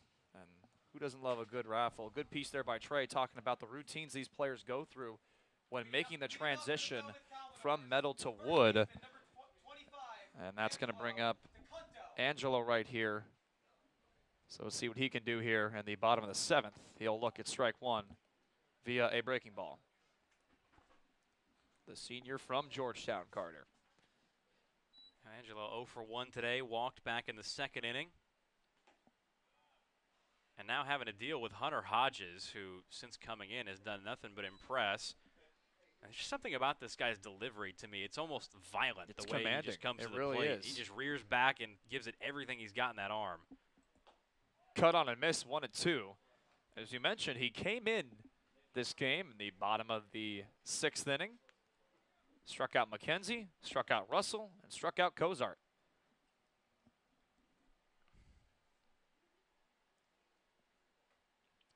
That ball one-hops the plate, 2-2. Talk about Hunter Hodges throughout the year. 51 strikeouts on 136 batters faced when he was at UNCW. The nice teal, I guess you could say turquoise glove. Doors looking to get something going late in this game. Grounded to second. Takes a weird hop, but Engelhard retires Angelo right there. So one gone here in the bottom of the 7th. And so far, each of the 4 batters that has had to face Hodges has, quite frankly, looked overwhelmed. Struck out the side in the 6th, and now a ground out to start the 7th. Commodores have yet to put a real good at-bat on Hodges. And this is the lone Commodore that has an RBI. It is Justin Jordan, the left fielder, as he looks at ball 1.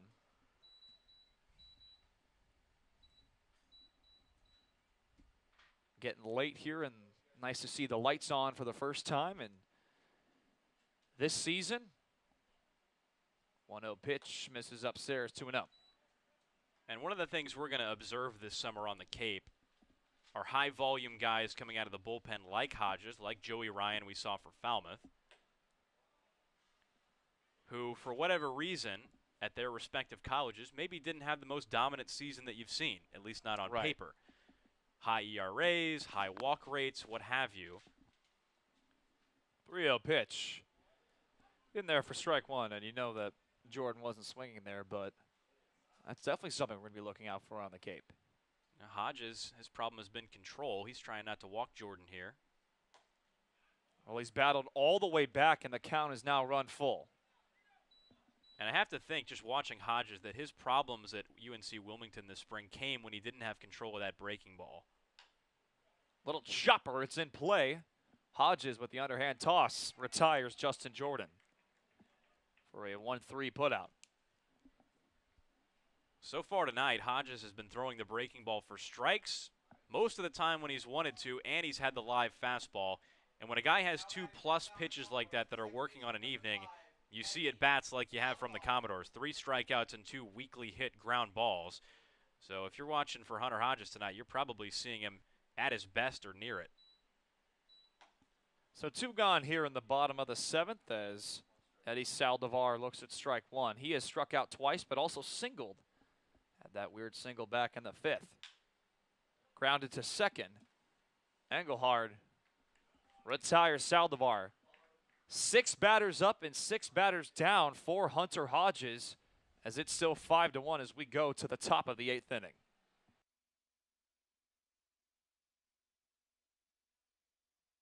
Hey there, Commodore fans. Thanks for joining us and cheering on your Falmouth Commodores. Want to take a break from the action? Come make a visit to the merchandise booth. Check us out behind home plate. We have a bunch of new designs for you to purchase, from hats to shirts, jerseys, crew necks, wine glasses, and even baby bibs. You think of it, we probably have it. From youth sizes to even adult double XLs. We have everything you need for family and friends.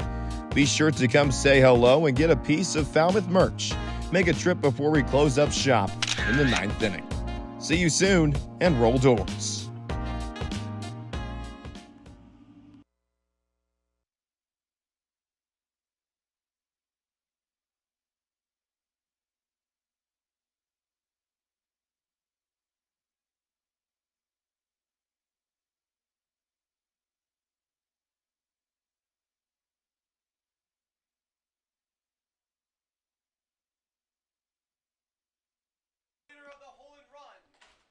Back here at the Guv Fuller Field, and it's a 5-1 ball game, and we saw this for the first time today, at least this season, because we've been around the field, nothing going on. They have that radar gun game behind home plate, behind our booth, that we got to go check out at least once, because that's just a part of the game of coming to the Guv. It's why you come to the Cape. You got to do all the fun stuff that makes you feel like you're at a big league park. We came to the Cape for the radar gun game. Make no mistake about that. Oh, yeah, absolutely, absolutely. Ryan McCarty leads things off for the Harwich Mariners in the top of the 8th. Rips that one foul, and thank goodness the third base coach screamed heads, because there were some kids down there ready to make a play. Perhaps a little delayed on it, though. Well, we heard some pretty hefty miles an hour being thrown behind the booth. We heard it announced on our PA system. Maybe if someone had made a good pick over there, we would have signed him up. That one just slipped away from Ahern, 1-1. And that's the beauty of when you are ahead in the count and stuff like that does happen where the pitch slips away. It's just what you can work with.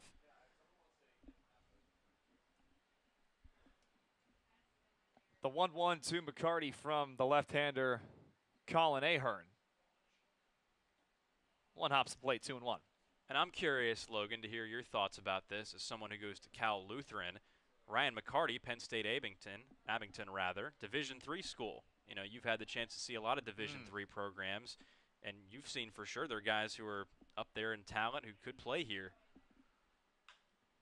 That one is chopped foul, and certainly, I mean, it's just insane that when it comes to the D3 level and you see this kid's numbers, McCarty, that those are the kind of numbers that get you looked at by coaches on the Cape. And baseball's baseball. We've seen D3s take down D1s. We saw it this year. But you put a dude on a spotlight like this, good things could happen. Another two-strike pitch, and that one gets inside. The count's run full. And McCarty did have that single back in the fourth. He reached on the right way, but there was an error on the throw, and that resulted in a run for the Harwich Mariners. On a payoff pitch, McCarty draws ball 4. So that's how the inning begins here in the top of the 8th inning. He's representing Division III well, at least tonight, a hit and a walk.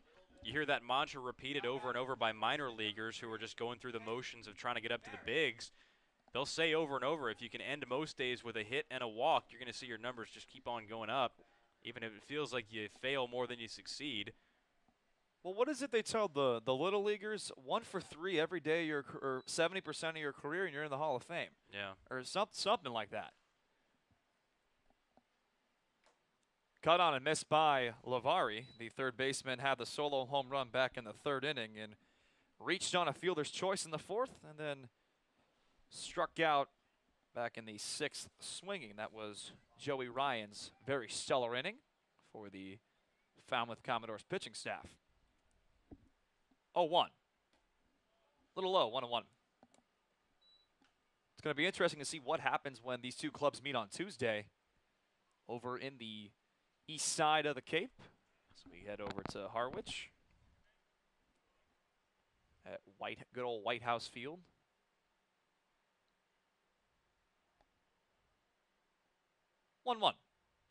And that's a wild pitch. Takes a very nice rebound, and somehow still Ryan McCarty's able to steal second. It's one of those where that new backstop comes into play. The new brick backstop, you're right, took a pinball bounce off of it. And I was just thinking to myself, I was going to say that Ahern, a lot of the batters haven't looked too comfortable against him, but he also hasn't had great command since he came in. Got Seidel to pop up, walked McCarty, who now stands at second on the wild pitch. So now Lavari has a 2-1 count in his favor.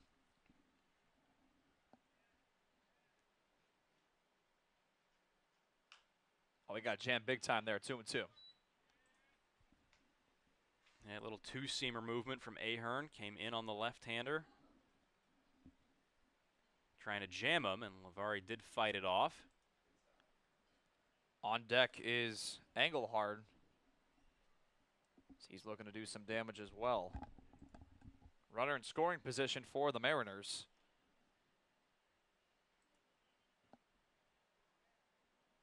Another two-strike pitch.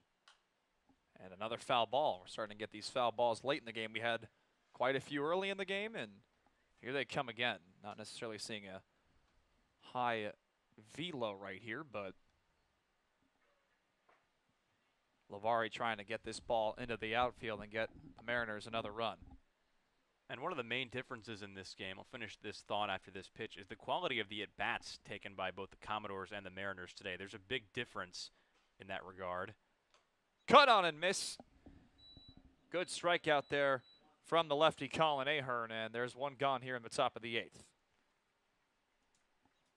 Chase Engelhard now coming to the plate, a guy who, unlike the rest of his lineup, has suffered today to an 0-3 mark, but Harwich in a lot of their at-bats has stayed alive and fouled off a lot of pitches. They've made these Falmouth hurlers work. In the meantime, Falmouth has gone down 1-2-3 in the last 2 innings. They've had some quick at-bats. They've had strikeouts. Runner goes. Bad throw gets into left field. And here comes McCarty. It's now 6-1 Harwich.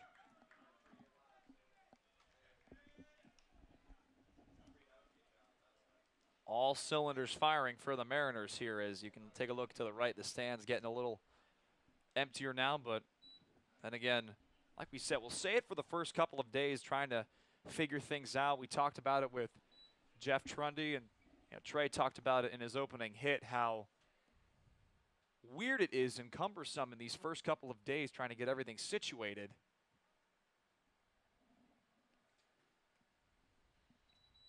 One 0 pitch. Fouled off of the face mask of Cozart.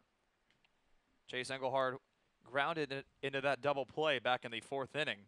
Grounded out to short in the 3rd and struck out swinging. So he is 0 for 3 on the day. And just going back to the quality of at-bats, now leaking into the defensive side, it just looks like Falmouth is a little bit less ready than Harwich, at least today. Good pick there from Cozart. So you see the at-bats, big differences between these two teams. Falmouth has gone down quickly in most of their innings today, and 4 errors on the board. Certainly a disappointing start for the Commodore defense. That last one, an E1 on Cozart. 2-1 pitch. Outside, 3-1. This is the first time we have seen this field at night, and we're starting to get a little bit of clearer skies, and it is absolutely breathtaking out here. 6-1 ball game. Harwich has had their foot on the gas. 3-1 is fouled back by Chase Engelhard. Boy, Cozart, he's had a very nice, difficult time keeping those balls in front of him, but he's done a good job for the most part tonight, making some really not so routine picks look routine.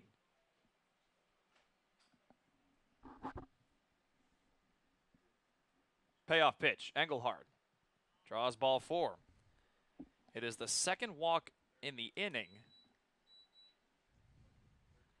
No movement down in that Falmouth bullpen, so they're going to go with Ahern here. Hey, time to take a listen to the scores from around the Cape League. Bourne on top of Brewster, 4-3. They're in the top of the 8th.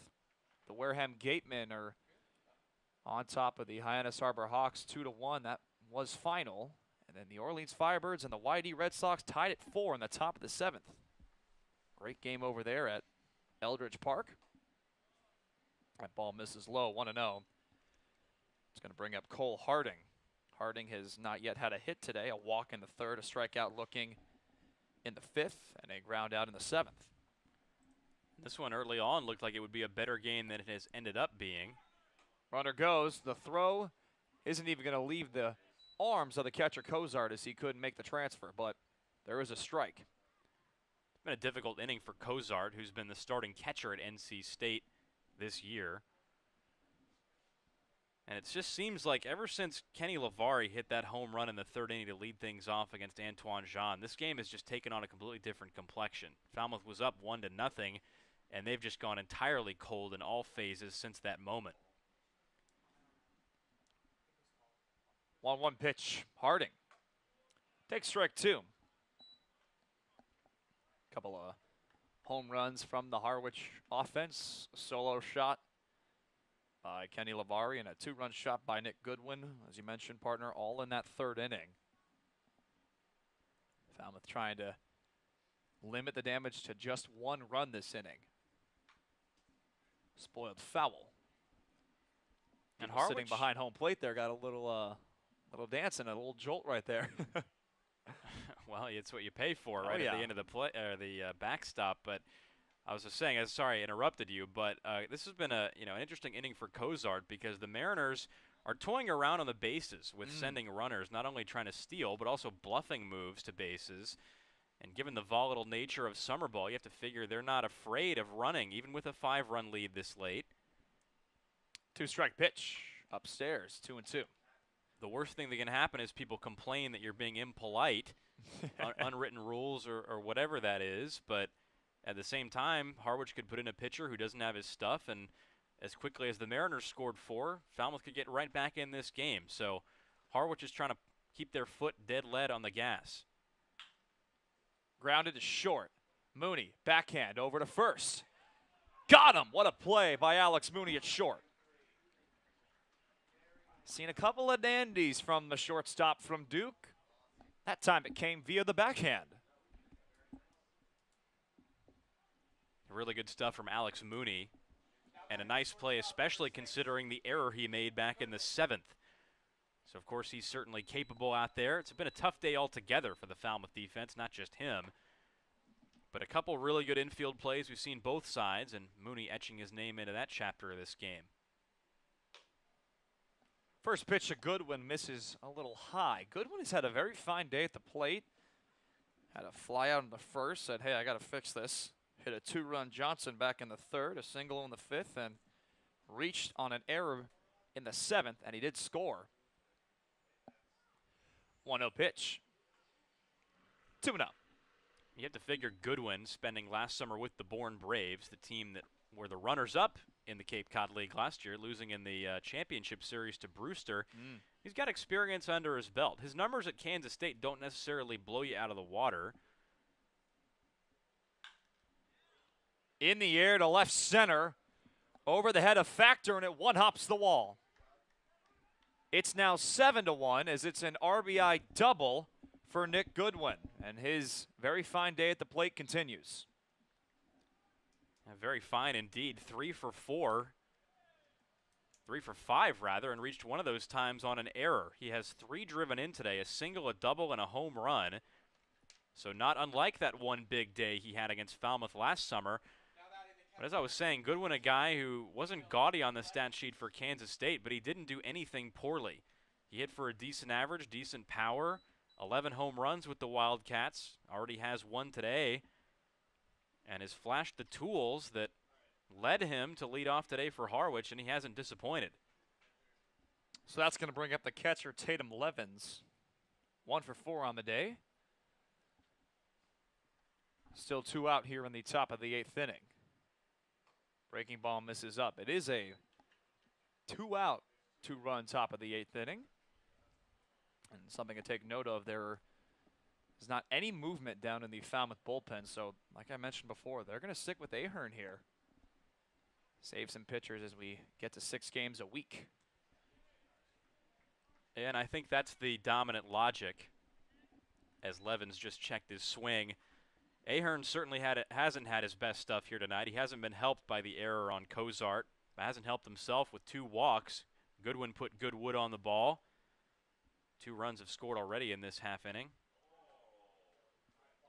So there's the first hit batsman of the entire game for either pitching staff. And that was fascinating to look at if our viewers caught that. Cozart behind the plate was actually with his glove saying pitch on the outside part of the strike zone, which is essentially near the right-handed batter's box, and it went the complete opposite and hit him. And that just speaks to the lack of command that Ahern has had. Cozart can put his glove wherever he wants and tell Ahern to try to throw it as best he can in that zone. But if Ahern doesn't have a good feel for his fastball or his bread and butter pitches, that's what's going to happen. So now that's going to bring up Gino Groover. Now the first pitch ball. And we see Nolan Moore in the pen now for Falmouth as well. Left-hander.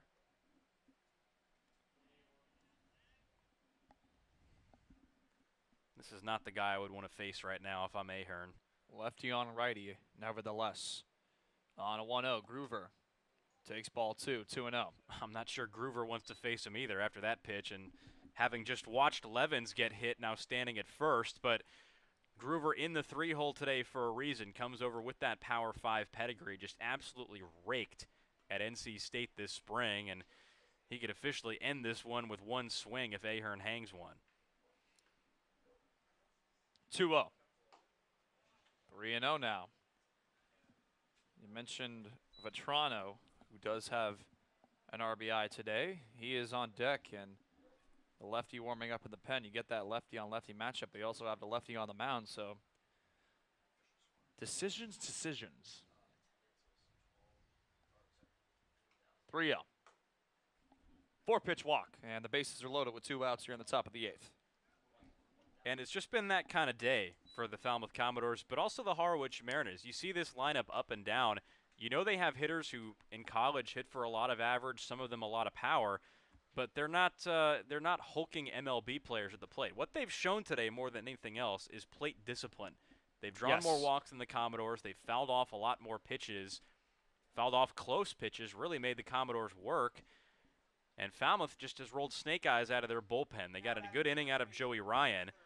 But since then, Harwich has been on basically everything the Commodores have thrown at them.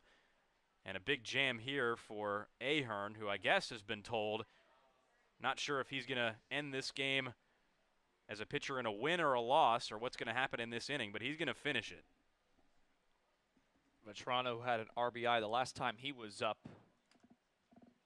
First pitch he sees. Right down Broadway for strike 1. And that's something interesting. They've had really good plate discipline today, thus the 7-1 score. Then they've had those hiccups, but they've capitalized on the defensive hiccups for the Commodores. 0-1. Good stop there by Cozart. At the end of the day, though, if the Commodores do lose this game, there won't be a lot of major takeaways from it. It's opening day. These guys are playing together for the first time. You see dud performances like this on a lot of travel ball teams when guys come together for the first time, and even some national teams at the Olympic level. Sometimes teams prepared to do well. And he was doing it again right there, Cozart. He was saying, hey, set up on the outside part of the plate. Counts now 2-1.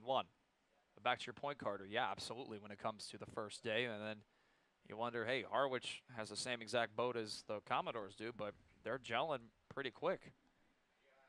Nevertheless, that's baseball. 2-1 pitch, Vetrano. Takes ball 3, and now Ahern is trying not to walk a run in. Ahern in this inning just hasn't had his command. We saw on that last pitch on the 1-1 where he yanked it outside when Cozart was set up there. That one missed high when Cozart was set up low. That one is torch, but foul. Into the bleachers. Little ahead on that one as the count is now full with 2 outs. So the runners will be in motion. And that's the problem because Ahern hasn't had his control, but he hasn't had his stuff either to make up for it in this inning. When he's forced to come in the zone and actually pump in a strike, the Mariners know it's coming, and they have not been fooled by his repertoire. Another payoff pitch. Runners go. Vetrano draws ball 4, and that's going to bring in another run. It's now 8-1 Harwich. The 4th walk of the inning. And that very well could do it for Ahern. And I think it's certainly time for him to go. Last 3 batters, hit by pitch, walk, and then a bases loaded walk. You have to remember that Ahern was a freshman this spring at Sanford, only pitched in 5 2/3 innings.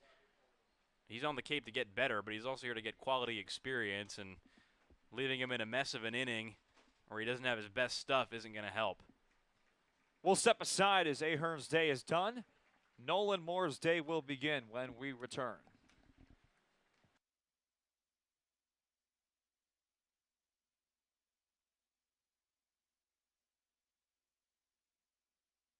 Season. Most looking forward to working with all the interns. It's a really good group, and just a couple of days in, we've already started to bond over different things. The Celtics, hanging out with one another, and even the Red Sox as well. There's just so many different things that make this intern group seem like a really good one. Not just being around players that are our age, but being around a bunch of other people that are looking to get something great out of the Commodores. But the favorite part about being like the intern specifically is the ability to like have some creative freedom, because we're not under salary or anything like that. We're here to have fun, but also get work done. There's the perfect level of or balance of work and fun, but we don't get carried away with it. And I think that's the perfect part about being an intern. And the best part about being an intern, especially at the Commodores, is you get to watch baseball for us broadcasters 6 days a week. Looking forward to the most with the Commodores is just the chance to work with some really talented people, whether that be on the broadcast team or any other interns. I'm a part of the broadcast team, so I get to work with Trey and Logan, and I think that both of them are just super talented. I'm really happy I get to work with both of them because I feel like I'll learn as much from them as they will from me, and I'm just really excited to be able to improve my craft with two guys who are focused on the exact same thing. My favorite part about being a Commodore intern is that I get to work on not only my videography skills, but also meet and work with other people that are really dedicated to this field of work. I think just having the opportunity to work with a lot of people that are interested in the sports media business, especially when it comes to baseball. This is the Premier League for collegiate players, and I think that getting the opportunity to work with a lot of people from across the country to have this one bond and the love is for baseball and helping these players develop, I think it's going to be something really cool and it's going to be an amazing experience. Back here at the Guv Fuller Field, we are in the top of the 8th inning alongside Carter Bainbridge. Logan Soforenko here with you. Who gave that long answer on the PSA? I think mine was a little too long, but you know we're figuring stuff out over here on the intern end as well. As Nolan Moore will now enter the game. Nolan Moore, the left-handed pitcher from Lafayette, is the 6'2", 200-pounder. Here to try and clean this damage up as he's behind in the count 1-0. Pitched in the New England College Baseball League last summer, played for the Steeplecats, and had a 1.69 ERA. That's in there for strike one. Well, as long as he comes in throwing strikes here, he's going to make a good impression. And we've talked today about guys who, at least in their collegiate springs, didn't have numbers that jumped off the page. Moore certainly didn't over at Lafayette, 14 games, a 5.26 ERA. Struck out a fair number of hitters. But as you said, those college numbers last summer, certainly nothing to sneeze at. You know he can do it once he gets out here up in the Northeast in the summer. The 1-1. Cut on and miss 1-2. He took something off that. A really good change of speeds down to 73. So slower than what Ahern was throwing. So these hitters are going to have to adjust. Seidel, the ninth man to bat in this inning. McCarty's on deck, and if he reaches, Harwich will have batted around here in the top of the 8th.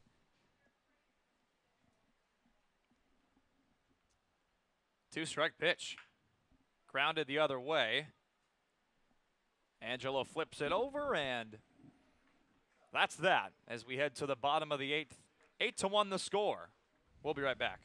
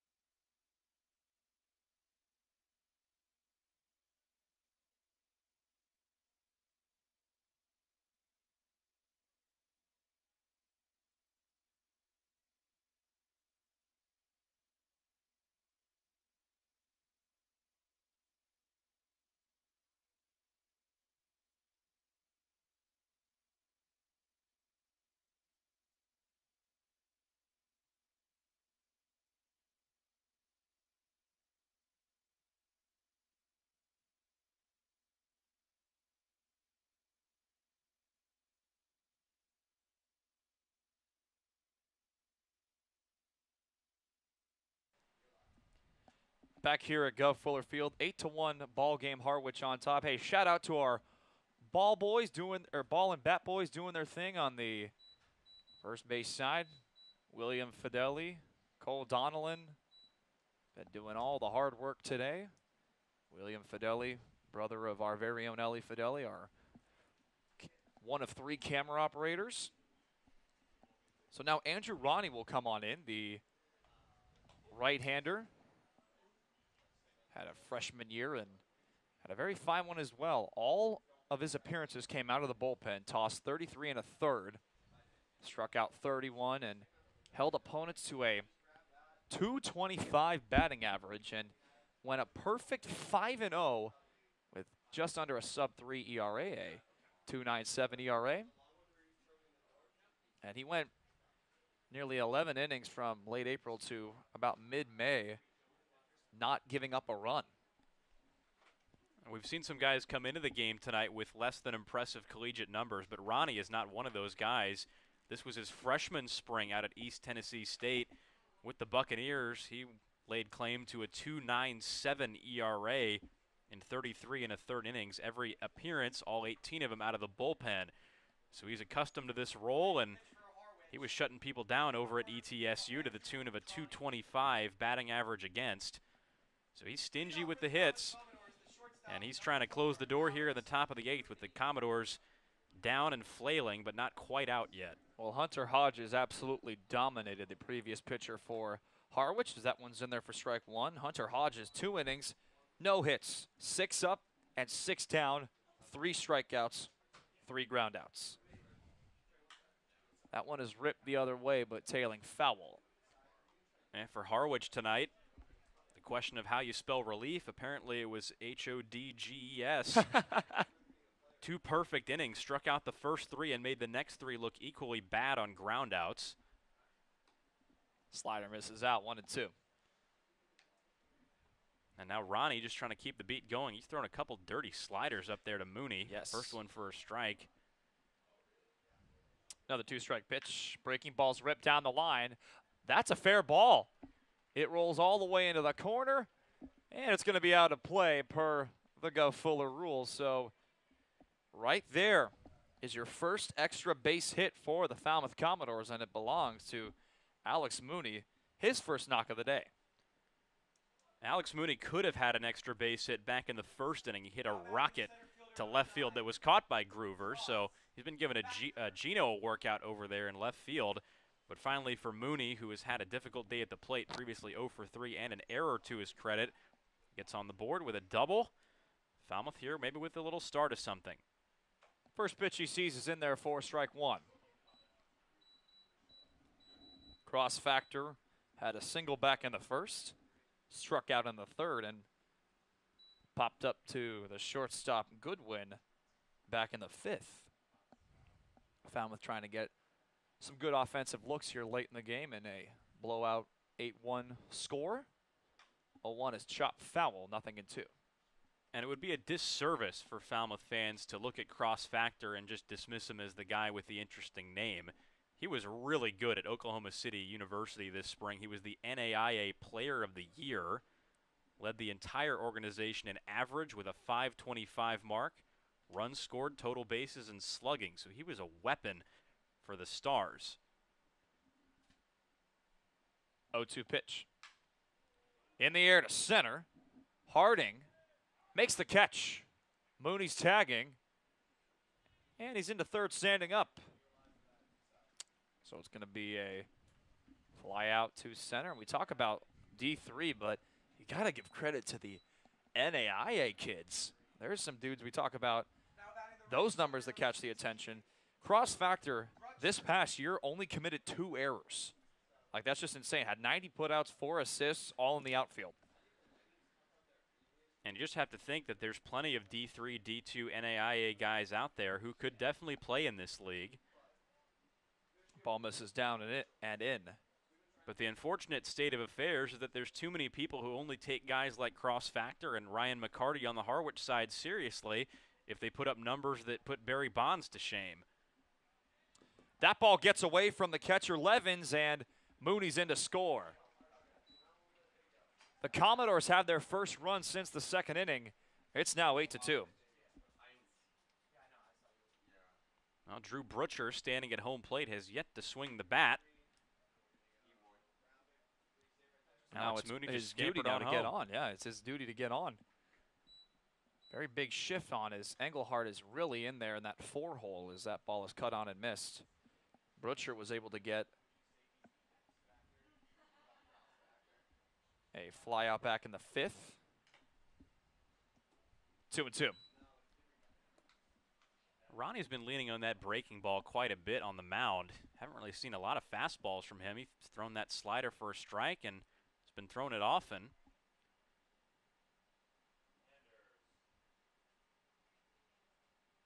So around the Cape League, you're going to see a lot of D1 Power 5 guys with gaudy numbers, and if you spend too much time on any one roster, you can convince yourself that this is the team that looks like they're going to win everything and just sweep through the league. Harwich looked pretty good coming into today. We talked about that before the season. They've looked the part today. 2-strike pitch. It looks like it got him on the foot, but it might have gotten away from him. Yeah, Britcher making no move, so just got a scare. No bruise, although he wants a hit. He wants that at bat. McKenzie waiting on deck, the switch hitter from Sam Houston. Payoff pitch. That time it hit him. No doubt about that. So now here comes the Commodore offense, perhaps, trying to get some runs here late in this game. Approaching 3 hours of play. Anthony McKenzie talked to us about how fun it was that he got to play a lot of these players, and talk about Luke Boyers as well when he comes, hopefully, with TCU. He was at Globe Life Field doing some cool stuff, but Anthony McKenzie went 3 for 4 at Globe Life Field against Oklahoma State, as he'll miss that one, 0-1. Globe Life Field, of course, being the new indoor stadium of the Texas Rangers. He was batting the leadoff that day, and he told us that that was one of his best games of the season. 0-1. That's in there for strike 2, and he had that opposite field base knock back in the second inning. He scored on the Justin Jordan RBI.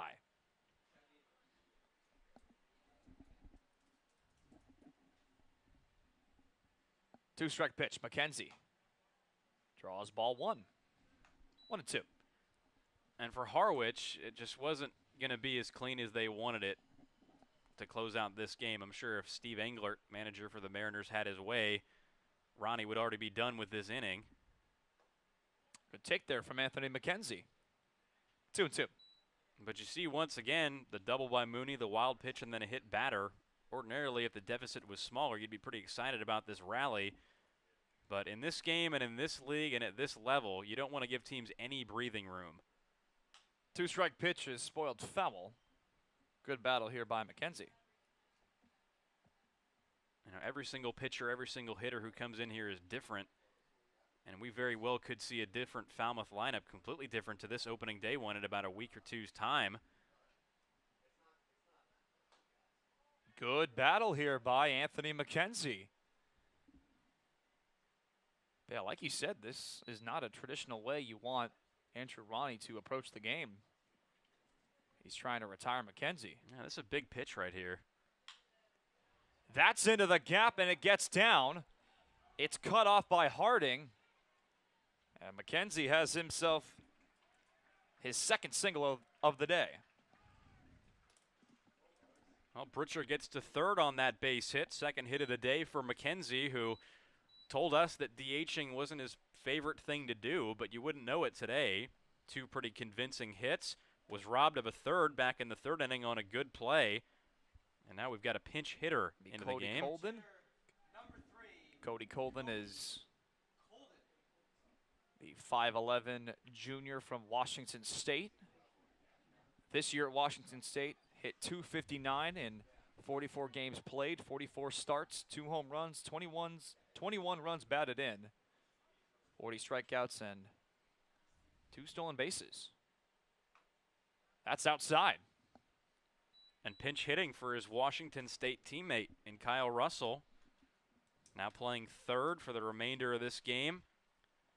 Colton, a returner for the Commodores, played last summer in 31 games. Just did hold up there.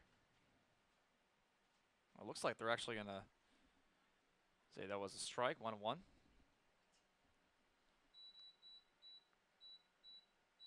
First and third here with 1 out.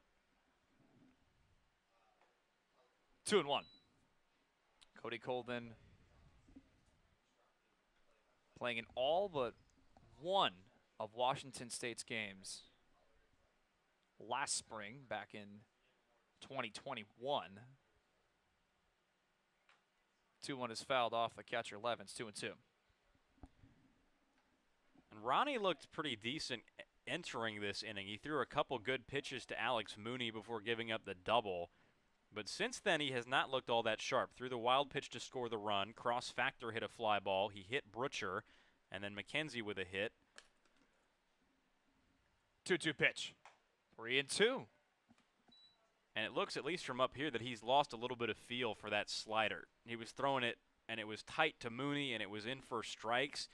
But he's been missing higher and higher with it as these at-bats have gone on, and it becomes easier and easier for these hitters to lay off that pitch. Cut on and miss. Throw to second. Dribbles off of the second baseman Engelhard. And McKenzie's going to be at second. And Tatum Levens, talking to home plate umpire Jeff Merzel, saying, what? Perhaps pleading with a interference call. But we're going to have our second pinch hitter of this inning. It's going to be Angelo Cantello. Appeared in just one game with the Commodores last summer. From Lewis, he's 6'1" junior.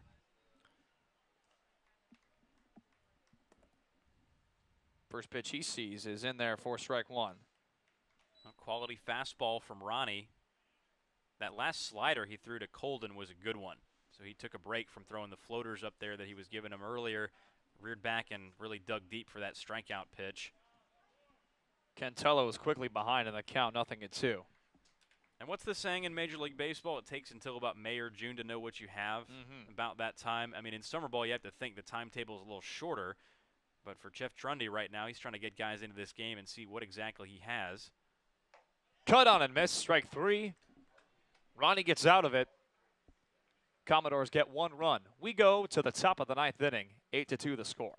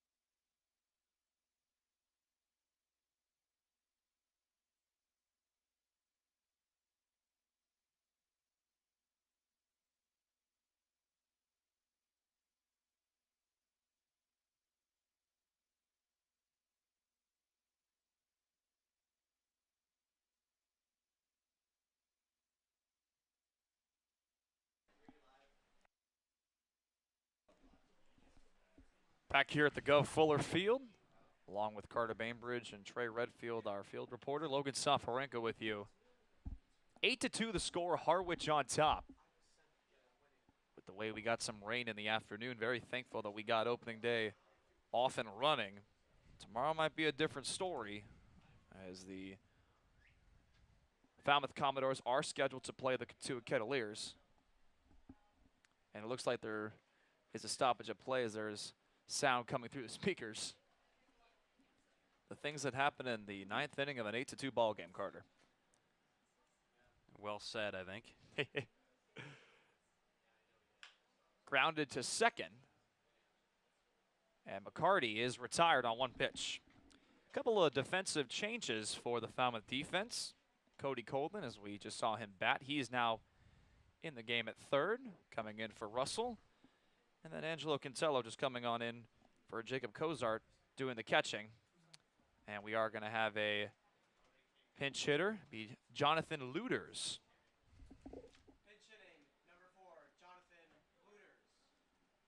Looters. Looters, the 5'10" senior from Seton Hall. Looks at ball 1. So we are seeing some pinch hitters late in the game. Guys staying in to play defensively. Not a lot of intrigue left in this game unless Falmouth just mounts something furious. That's in there for strike 1. So you see 2 replacements for the Doors, and then Jonathan Looters, the first of the day for Harwich. Looters, an infielder from Seton Hall, played in 36 games for the Pirates this spring. 1-1. That's going to fall for a base hit.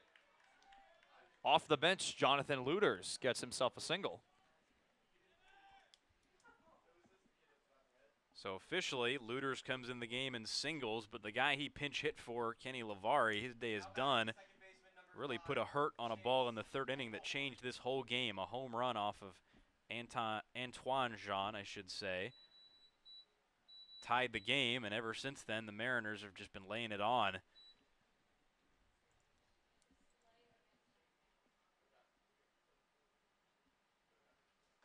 Breaking ball's in there for strike 1. Scores from around the league. The Bourne Braves defeat the Brewster Whitecaps 5-3.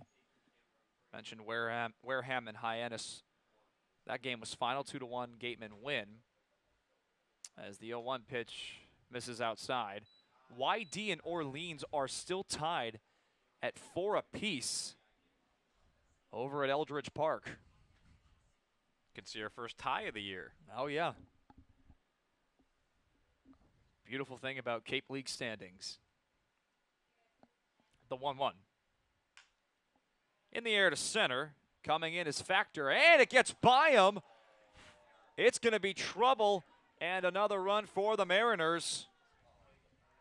Looters is in to score. The ball actually hits the top of Chase Engelhard, and it's now 9-2. And we'll see how they rule that. Well, I can tell you right away, it's going to be a single and then a 2-base error on cross Factor. Yes. 2 straight hits by the Mariners, or rather this hit by Engelhard, yes, 2 straight against Moore.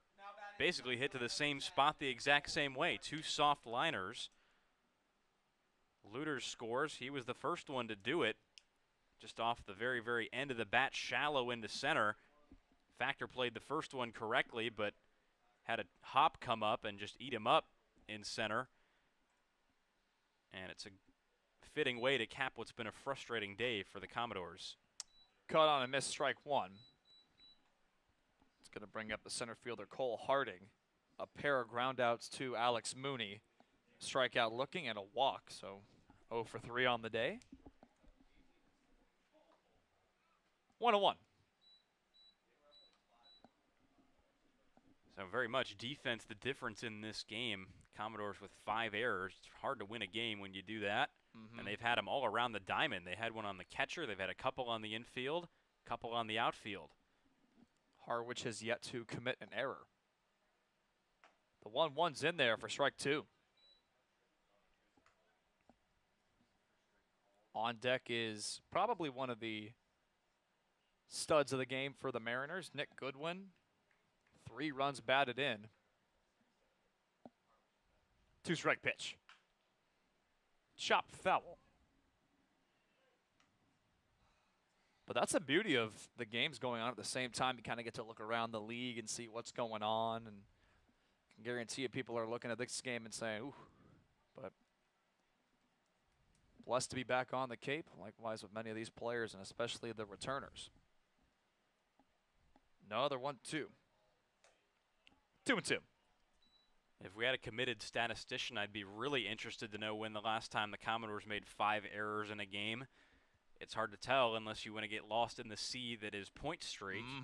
But I'd wager that it hasn't happened in quite some time. That great tool. Cut on and miss, strike 3. Good punch out there. That's the second time Cole Harding has struck out today. 2 gone here in the top of the 9th inning. So now here is Nick Goodwin, who has had himself a very fine day today. 3 for 5. Had that 2-run home run back in the 3rd. And like you mentioned a couple of minutes ago, Carter, that was probably the point where the Mariners just never looked back, because they had that game-tying home run and then the go-ahead home run as that breaking ball misses down. Well, they took the momentum with that solo home run by Lavari and then grabbed the hold of it with the Goodwin home run and have not relinquished it. Goodwin has been a certified pest today. He's been in on the action. He's reached base 4 times, once via error, 3 by hit. 2-0. And we say that in the most respectful way you can give to a baseball player, of course. He's just been that guy that's been very tough to retire today because he's been getting it done, like I mentioned. 3 runs batted in. He's been an absolute shoo-in for the Indeed.com leadoff position that he applied for. He's done a great job. 2-0. Cut on and miss, 2-1. As the Falmouth Commodores will have Angelo's spot ready to lead things off. And we say spot because you never know when that bench is going to get emptied a little bit more. It's also worth mentioning here, Goodwin hits a triple. He'll have an opening day cycle. Oh, look at that.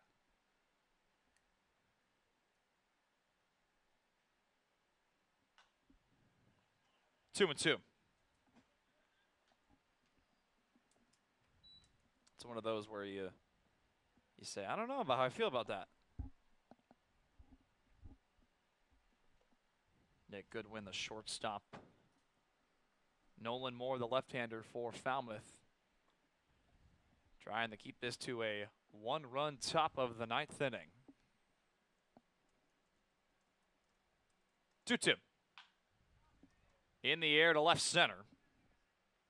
Factor makes the catch. 9-2 the score. We go to the bottom of the 9th inning.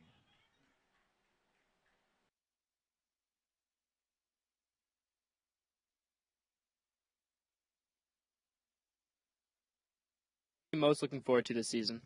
I'm just looking forward to, I mean, it's obvious, but just the games, you know, seeing some great baseball, some great talent, and working with all these interns and really just learning, you know.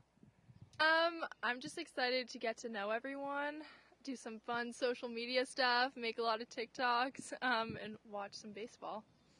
I'm looking forward to spending time with all of the other great interns, looking forward to watching good baseball, spending time around the field, and being in Falmouth again. It was just such a great experience last year. I mean, there's nothing better. I mean, it's the best players in the country, and the opportunity to cover them is awesome.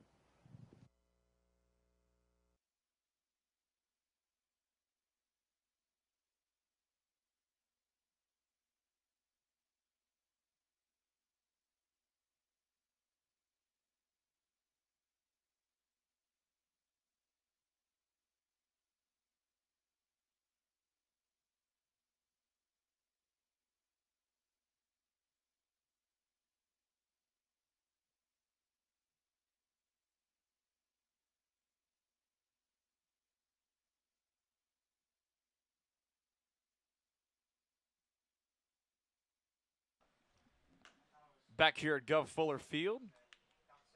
9-2 the score, Harwich on top. Along with Carter Bainbridge and Trey Redfield, our field reporter. Logan Soforenko with you. Great to have you with us. Bearing a change in the weather tomorrow, Carter. We're going to be right back here at the Guv as the Falmouth Commodores take on the Katuitt Cavaliers. Well, if they do play, it'll be a new day no matter what. So for these guys, a chance to wash away this game and get rid of that line score on the board. That ball misses outside to Angelo. He's looking for his first hit of the day. And 3 at-bats, 0 for 2. Cut on and miss, 1-1. Pinch hitter is on deck for the Falmouth Commodores. Simon Sherry, another Washington State guy. Going to come in for a Justin Jordan spot, who had the RBI. 1-1's inside, 2-1. Andrew Ronnie still on the mound for his second inning of work. Ran into some trouble in the 8th, but worked through it. Well, Angelo's got himself a hitter's count right here. See if they can keep this game rolling. 3-1. Grounded to short. Goodwin retires him. One gone here in the bottom of the 9th. So that indeed will bring up Simon Sherry.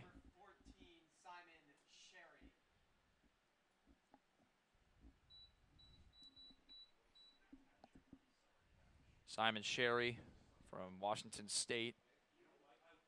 Back in his 2021 season, captured honorable mention all MVC and all freshman team honors. He'll look at strike 1. And you have to feel for Sherry a little bit here. He's been sitting on the bench all night. He's probably gotten a little bit chilly. Now has to come into the bottom of the 9th, trailing by 7. Against a hard-throwing right-hander in Andrew Ronnie. I beg your pardon, everybody. Our Simon Sherry from Evansville. That's outside, 2-1. And you can see Ronnie kind of pump on his chest, say, my bad, I wanted something different there. And home plate umpire Jeffrey Merzel hasn't given a wide outside corner today. 2-2. It's been a very good strike zone, though, today. It's been a... And this, we've seen the offense, and obviously Harwich capitalizing on the errors, but their pitching has been fantastic as well. Full count. And the primary weapon for Ronnie, that is his slider. We've seen good ones and we've seen bad ones from him. In the air to right. And making the catch and tumbling is Seidel. 2 gone here in the bottom of the 9th. Outfield play has been a little bit of an adventure today for both sides. Unexpectedly, we thought before the game because it rained that we might see players slipping in the outfield, which never came into play today. We've seen guys always with sure footing, but we've seen some bizarre plays. We saw a bad hop eat up Factor last inning. 0-1 to Eddie Saldivar. And then Seidel on that ball just didn't get a great read off the bat, had to lunge forward, and his body just came with him. 1-1. And we even said something, I mean, myself said this, it was a bad take by me, saying that the ball may not travel that well because the way BP was, and granted BP was taking place during the rain, it wasn't traveling that well, and we had 2 home runs today. The 1-1 is into right field, a base hit, and this game continues as Saldivar has himself his second single of the day. Saldivar had a frustrating start to this game, struck out in both the first and second. Got himself going with that bunt hit in the 5th that was misplayed by the battery of Tatum Levens. So finishing up with a 2-hit day, 2 for 5, nothing to be ashamed of. Alex Mooney could put an exclamation point on his day today, too, with something here. Nice little behind-the-back maneuver to deliver that ball back to his pitcher by the catcher Levens. But all around, for Falmouth, a day to pretty much crumple up and throw in the trash. 5 errors, only 2 runs. They've left 8 on base through 8 times at bat. 1-0. Runner goes as that one is fouled back behind home plate. Something to take note of for the Falmouth Commodore fans, Alex Mooney. This kid has had a very fine day today defensively. Had himself a single back in the 8th. Should be fun to watch him. The shortstop from Duke. The 1-1 is chopped foul, 1-2, and the Commodores are down to their last strike. And Saldivar has taken off for second these last 2 pitches, which is a little bit unusual because we haven't seen the running game for the Commodores the whole game. So for whatever reason, they've saved it for 2 strikes and 2 outs here in the bottom of the 9th, down 7. Cut on and miss, strike 3, and that's the ball game. The Harwich Mariners come over to Falmouth and win this game 9-2. They win it on 11 hits, not committing an error. Lots of Commodores baseball left this season, and likewise for Harwich. These two teams will meet on Tuesday at White House Field, and the Commodores will play Katuitt tomorrow if it does not get rained out. And on behalf of all of our broadcast crew, along with Trey Redfield, our field reporter, Carter Bainbridge upstairs, I'm Logan Soforenko saying so long. We'll hopefully see you tomorrow for the Katuitt Kettleers game. Have a great night.